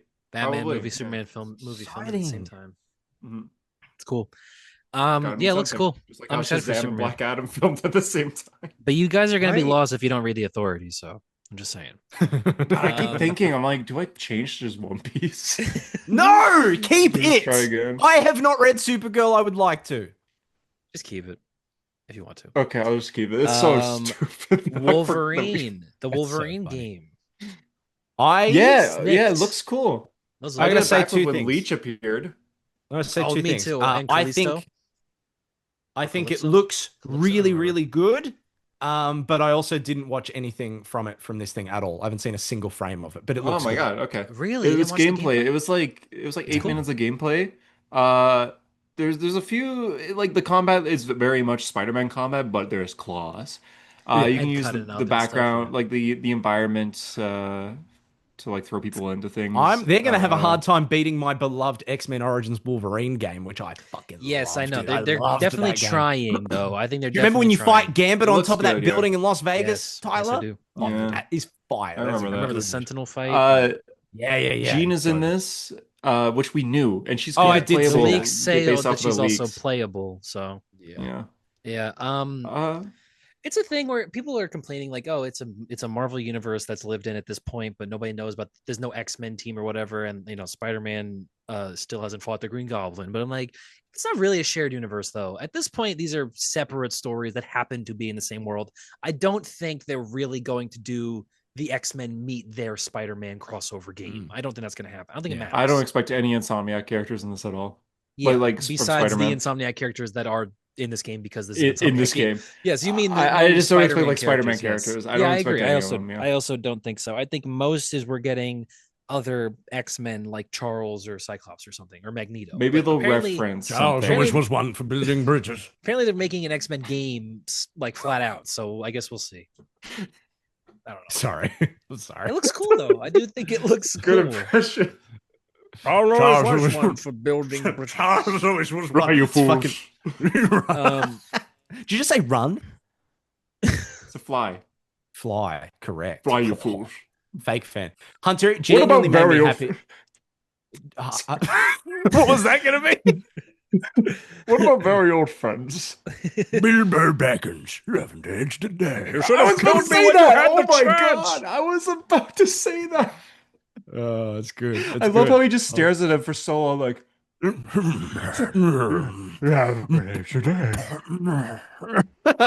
love. Those are the best movies ever made. Yeah. Oh, they are. Hunter watched Fellowship for his birthday, and I wasn't there, and I didn't watch it, but I was living vicariously through that. I felt the joy. I saw your Force. I was like, Ghost, Aragorn just walked in right at that moment, like I could feel it. I saw your Frenchie Force Ghost. That's Two Towers. Yes, yeah. You know what's funny, by the way? How we win. I have not watched The Boys. And I don't think I actually ever will finish that show. Just watch the finale. You don't need to watch the season. It's a bottle episode. But I just thought about, I'm so deep into this show. I'm 4 seasons, the entire show deep. I'm like, I don't really, but like, I don't want to watch it. I don't. Everyone says it's bad. I've quit shows. Do you know everything that happens? No, but I did listen to the episode of the podcast last week. Then you know pretty much. Yeah. But they don't, you guys didn't go into specific details all that much. I mean, I wasn't there. I liked it. I liked the finale. It was I know that Homelander gets his head awfully led open. up to. Oh, oh my god, I loved it. That whole bit, I genuinely was. I was too busy watching Euphoria and crying. You have an age today. You have an age today. Your Gandalf impression is so funny. It's like Gandalf times 10. Like, it's character harassment. A wizard is never right. He arrives precisely when he means to. He's gonna play Gandalf again. He's gonna play Gandalf and Magneto again. He is playing Gandalf and Magneto. He's so old. He's so old, dude. Let's go Avengers Doomsday. Woo! Speaking of Avengers, Chip Zdarsky. They're actually. I wanted to know what you guys think of this. So they're doing that Avengers Armageddon book tomorrow. So we don't know right now, but tomorrow they're going to reveal the roster for the Avengers, like the new. Oh, I saw the post. Yeah. I have no memory of this place. I knew it was going to be. I could see him in the corner, fucking thinking of a line. Yeah. I have no memory of this place. It's going to be Chip's book. The characters. Talk. Post yourself in next time, why don't you ever talk? I am not some conjurer of cheap tricks. Yeah. I'm not trying to rob you. Yesterday they released a teaser. Shut up. His voice in the cinema sounds so good. I remember seeing The Hobbit and like, oh god, I'm so Avengers Doomsday, man. Who are you? Who will you be when the lights go out? Yeah, in the trailer or whatever. Charles. But they released a teaser yesterday for the Avengers Annihilation, Armageddon, whatever it is, and it has a lineup that I think is interesting because Chip is clearly gonna do some sort of. What's the point of doing all those push-ups if you can't lift a bloody dog? Bane is the scariest man I've ever seen in my life. No, I failed you, Master Boy. The Balrog is the scariest thing I've ever seen in my life. When I watched Fellowship, I left so I watched with some friends. We left so hard because when they're on top of the mountains, there's snow everywhere, and they're just like, Gandalf, we have to go back. Yeah. They yell like, Gandalf, the hobbits are dying. We have to move, and he goes, no. He doesn't want to go down in the mines. Every time they yell at him, he says no 3 separate times. having none of it. Hell no. Oh.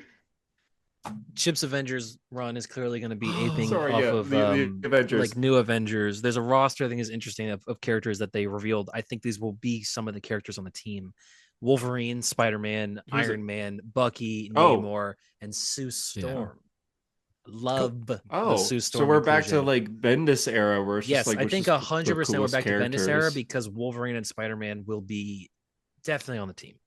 I'm wondering what Chip's going to do. Spider-Man's interesting. I think this is a cool lineup as is, but there's definitely going to be more. But I love the inclusion of Sue on the Avengers. I don't know, that really speaks to me. Yeah, it's cool. It was cool. We had Ben for like a year, so it's cool that we're having another Fantastic Four member there. Yeah. But I like it. We haven't talked about on this podcast collectively that we have, and I think I've deemed it in the chat, but Tyler, I think you've come to it as well. We have commenced Hopium. We've grabbed onto Doomsday? the threads of hope. We're now hoping. We believe in Doomsday, and we know in our hearts that it will be good. It'll be a movie. I'm excited. I still can't believe there's no trailer, but we'll get to it. I guess. Spider-Man. We're in Spider-Man. It'll come out. Yeah, Spider-Man. We only have one trailer for Spider-Man. Yeah. Apparently there'll be another one this month, but it also is next month. There has to be. So. There has to be another one this month. Spider-Man is next. At least have it released before Supergirl, so then we can have like another superhero trailer beforehand that isn't the same one. Yeah. I'm excited. We got a new Supergirl trailer this week, and it was awesome. I really liked it. I'm excited for the movie. The Supergirl, obviously, it's in what 3 weeks, 2 weeks. I think it's gonna be cool. I'm seeing it 2 days early. I got like a fan screening that I'm going to. Yeah, I'm just gonna see it whenever I can see it on IMAX. Bro, I went to go to the AMC app today. I just clicked on it, and it said your wait time is over an hour. I'm like, what the? Supergirl really crashed. It's the Odyssey. Oh, the Odyssey. Yeah, it's the Odyssey tickets came out today, and I couldn't even buy tickets to anything else. I had to wait. I was like, well, I'm not waiting an hour for Odyssey tickets that I'm not going to buy right now. So, yeah. I have a comment on that. Look, we're excited for Supergirl. We're Comic Book Podcast. We're going to watch. We're going to review. DC Comics official page posted about AMC crashing because of Supergirl. Yeah. Oh, that's so embarrassing. When was this though? Less than 24 hours ago. Oh no. They posted a bunch of tweets being like, but I don't know. Supergirl pre-sale tickets crash AMC app amid fan rush. Supergirl tickets have crashed AMC app. And the caption is, now this is how you shake up a Supergirl summer, and then the sunglasses emoji. No. Well, it's when you bought an Odyssey ticket, they give you a free ticket. They give you a free ticket to Supergirl with every Odyssey ticket. So, that's embarrassing. Tyler, are you excited, dude? In 3 weeks, like, imagine like in 3 weeks, I was gonna fucking see like Iron Man on the big screen again. That's where you are at with fucking Superman, dude. Your goat is gonna appear in this Supergirl movie. Like, I know you love Supergirl, but David Lawrence with Superman is going to be. He says it's fun. It's fun. I love what he says. Yeah, I know it's bright, but because we want people to think we're sick as fuck. Yeah, that's a great. I know. I'm excited to see him. I'm happy. It's interesting. It's almost like I will not go this far yet, but you remember there was a long line of years where we saw Chris Evans as Captain America every single year. We're already hitting three of accordance with Superman. Yeah, we're 3 for 3. Yeah. So. Man, that Sergeant Rock movie wasn't canceled. He would have been in that for sure. Oh man, I should have picked. Okay, can I change my pick? I do have a Sergeant Rock book we can read. So, but yeah, only comics I read. I don't even know if this was this week, but Superman came out. Prime time. Yay, yada yada. And then there was also I did read Absolute. Superman was last week. Okay, I don't even know. I haven't picked up in 3 weeks. Absolute Green Arrow was. Absolute Green Arrow was 2 weeks ago. Okay, there you go. But this week definitely was Batman. I read Batman. Yes. And it was cool. I'm behind. I didn't read it because I was busy with a video. But Batman, it's a fairly stock standard book, but Batman looks really. But Jorge's back, right? Yeah, Jorge's back. Have you guys heard of this What If book they're doing? They have it in the back of all these books. It's not What If, obviously it's Elseworlds. It's called Superman, Father of Tomorrow. It essentially is what if Jor-El survived Krypton. It's interesting. It's like Jor-El lands in Smallville, and what does that mean? That's an interesting. Bro doesn't know that in fun fact in canon, Jor-El did Did survive. survive Krypton. Yeah, that's true. He did So what land if he on Earth. landed in He did go to Smallville like Earth Clark did? So instead of yeah. Israel, or wherever he ended up in. Yeah, oh my god, that's the next what if is what if Superman landed in Israel? Didn't he land somewhere there? No, where did he land? He landed in a What are you bad talking place. about? Remember Superman? Jor-El?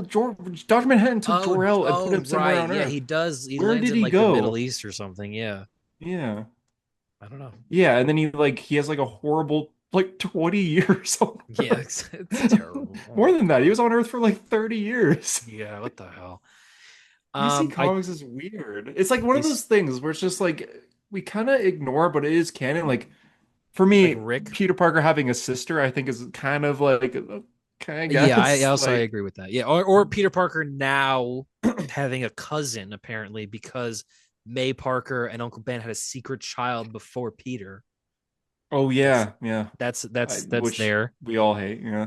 We're just Amazing like, okay, yeah, I Spider-Man guess that's canon. Amazing Spider-Man 1000 is coming up. They did do the solicits for that. I don't know if we talked about it. The cover Yeah, is terrible. interesting to say the least. Yeah. Oh, it's Um yeah. Didn't you see like you saw the edits of it where they like lessen the shoulders and it looks way better. It literally is because he's yeah. like this. It's like just have like what I are you don't doing? know. I was trying to think about this. I'm like, what's the thing they could do to make this anything? 10-page Peter, Mary Jane, Steamy hardcore, sex, yeah. no rubber, going raw as fuck. Yeah. I'm sorry. No, I agree. No, actually I do agree. I got too excited there. The only thing you could do possibly you can't do anything. There's nothing they can do with their current mindset. Like maybe what would get me excited is if Peter found out about the Mephisto deal. I don't know. Oh, that's something. That's the No, that's only something. thing. That's But the that's only Even if thing. he just finds out about it. Because I didn't don't know. Doctor Strange confront him in fucking Yeah. It's in issue Spencer's one. and was like, "What's going on, bro?" It's issue 1,000 of Spider-Man, and they had And nothing's nothing happening for except it. May's They kid, have May's son, nothing May and planned Ben's for it. son. Yeah. That's it. Well, May yeah. Parker and Ben Parker had a son. They had a Yeah, son, and he's here. Fucking Uncle Ben, dude. You said great power, great responsibility. Stick to your own fucking words, dude. You never told us about the kid you had. Why did you not raise that kid? That doesn't sound very fucking responsible. God. How did May not know she had the kid though? That's what I'm confused about. She's old as hell, dude. Since You when think she's was gonna remember? May's name Maybell? Either I don't like Maybell, yeah. Is she a Like cow? cat's name. Like, yeah, or a She cat's was born name. Yeah. Maybell Riley. God fucking damn it. Mhm. Anyway, I think that's it. God, we went for a while on this one. Yeah. Next Big, month. big couple weeks for my boy Doctor Doom. Yeah. Oh, yeah. He came back in Chip Zdarsky's Daredevil almost immediately. America. He's in Who's hell back? with Captain America. Captain You mean America's you said Chip Zdarsky's Daredevil. Chip Zdarsky Captain America. just in Chip Zdarsky's Daredevil. I mean, Daredevil went to hell in that book, so maybe He did, I spoke to guess. Dr. Yeah, Doom Zdarsky there. has a thing. That's very Yeah. funny. Yeah. In the next issue, Foggy's going to be down there too. No. Yeah, Yeah. Captain America He's died gonna and he went to he's hell gonna and get a sick Doctor white Doom was suit there. again. Yeah. You think Doctor Doom is sad he went to hell because he's like, damn, I already used my hell armor and I can't. It's in the real Yeah, and his world now." mum's not down there anymore. So like, Yeah, he's like, fuck, that's it's it. lonely. I Yeah. guess I belong here. Yeah, he does love it. I mean, he went to hell. He died and went to hell in Cantwell's fucking Doom as well. God, he keeps going to hell. Yeah, but he had, For a I'm saying guy he had, that he really had a doesn't hell deserve armor it. in that book. Remember, he had a Which specific armor. looked sick. It looked Yeah. sick that he kept in hell. Yeah, ready. Yeah, But I'm saying he doesn't was have that cool as fuck. anymore, so he's probably like, damn it, I should have bought two helm armors. Yeah. Is there another? Is Valeria fair. in hell? Can I take her skin again? Oh, she is because that's who he sees in that issue, isn't it? Oh yeah, there you go. He Okay. sees Valeria All right, in the Chip. hell. No, Oh, imagine. no. Chip's like Valeria armor 2. Did you? Oh God. This poor Did you? woman. Did you see the ending of Doom Quest this week, Tyler? Did you see me send it? No. It's It's read something. No. It's okay. Just I need to pull up the picture for this because it is genuinely the funniest thing I've ever seen. Doom funniest. Quest, the first issue of Doom Quest was good. I enjoyed it. The art is fucking incredible. I Yeah, wrote is it? Doom Quest that got me nowhere. I think so. Did you see me post anything about it? Yeah, no, I saw it. It does look good. It looks pretty. It'll be a trade I read, or at most probably a Marvel Unlimited. I think it'll be like a really solid trade weight. Yeah. No, I think the art looks really good. Forgive me that I'm using one of these fucking websites to get to it, but like it looks no, it does real look good. It does look awesome. Yeah.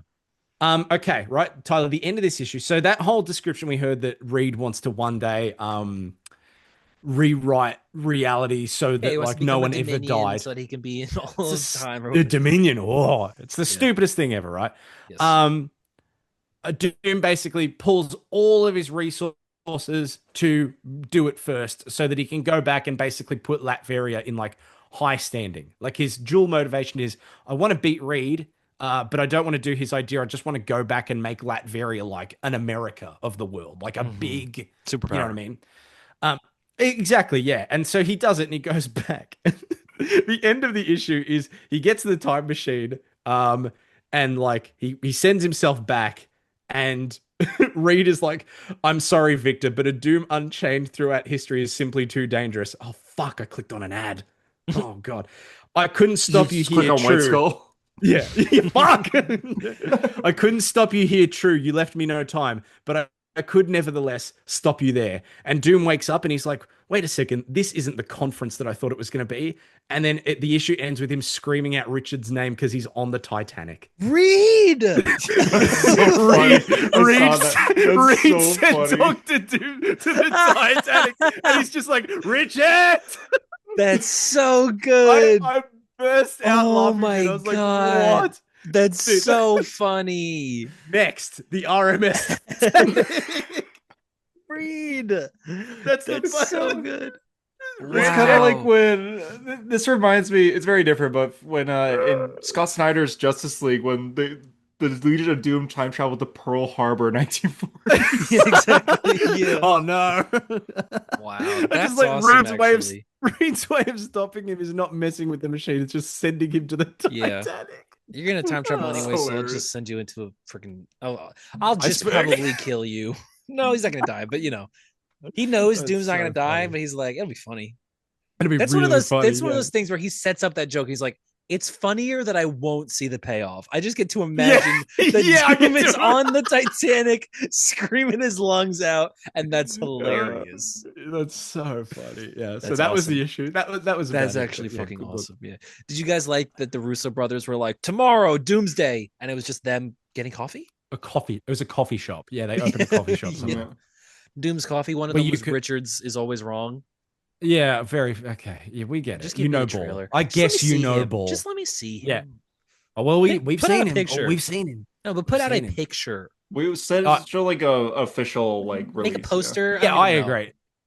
Because he looks cool, but I want to see it. Because the art looks cool. Yeah. I want to see it move. I want to be like, oh, either that looks like it's got weight and it's very cool, or that looks like a fucking costume from the Ben 10 live action movie. That's a reference for no one here, sorry, but like CW, just cheap. No, is it no? Sorry, in 2010, Race Against Time. He's gonna. He's also Hunter. Fuck you for the Ben 10 hate the other week, dude. Get fucked. I hate Ben 10. That's lame. That's so lame. That's lame. Dude, it started with an alien device. Here's what it did. It stuck itself upon his wrist with secrets that it hid. Now he's got superpower. He's super. That's the intro. You know, I'm actually thinking. I'm like hearing the. He's an ordinary kid. He's Ben 10. Yeah, I was more. So if you see, then you may be in for a big surprise. Hunter, he'll turn into an alien before your very eyes. I just don't care. Fair point. Hunter only cares about one thing, and that's friendly neighborhood Spider-Man improving the background environment so they look good. So they look good. Thanks for listening for this week's episode of Hero Story. Please vote on our Instagram story for which book you want. Tyler just interrupted me to say the same thing. Yeah, Hunter, I gotta say, Hunter, I don't actually believe that you said that. Really? No, I do. I do think you said that. Okay, yeah, that's what I thought. No, I'm joking. I hope Dr. Doom's mask in Doomsday is nanotech. And he often takes it off. No! I hope in the intro he fights the thing and it's so cool. And then the thing's gonna hit him in the side of the head and his nanotech's gonna glitch and we're never gonna see the mask again. And then we never see them. Oh my god, dude! I would kill myself in the theater, dude. Damn. I would kill myself. Robert Downey Jr.'s face is not scarred, and he has the Tony Stark like mustache. And he is also Jarvis. Tony Stark. Yeah. Yeah. See you next week. Bye-bye. Imagine Doctor Doom suits up and he does Bois? that, like, you know, like puts his arms in the thing and bam, bam, bam, bam, bam, bam, bam. That'd be sick as fuck.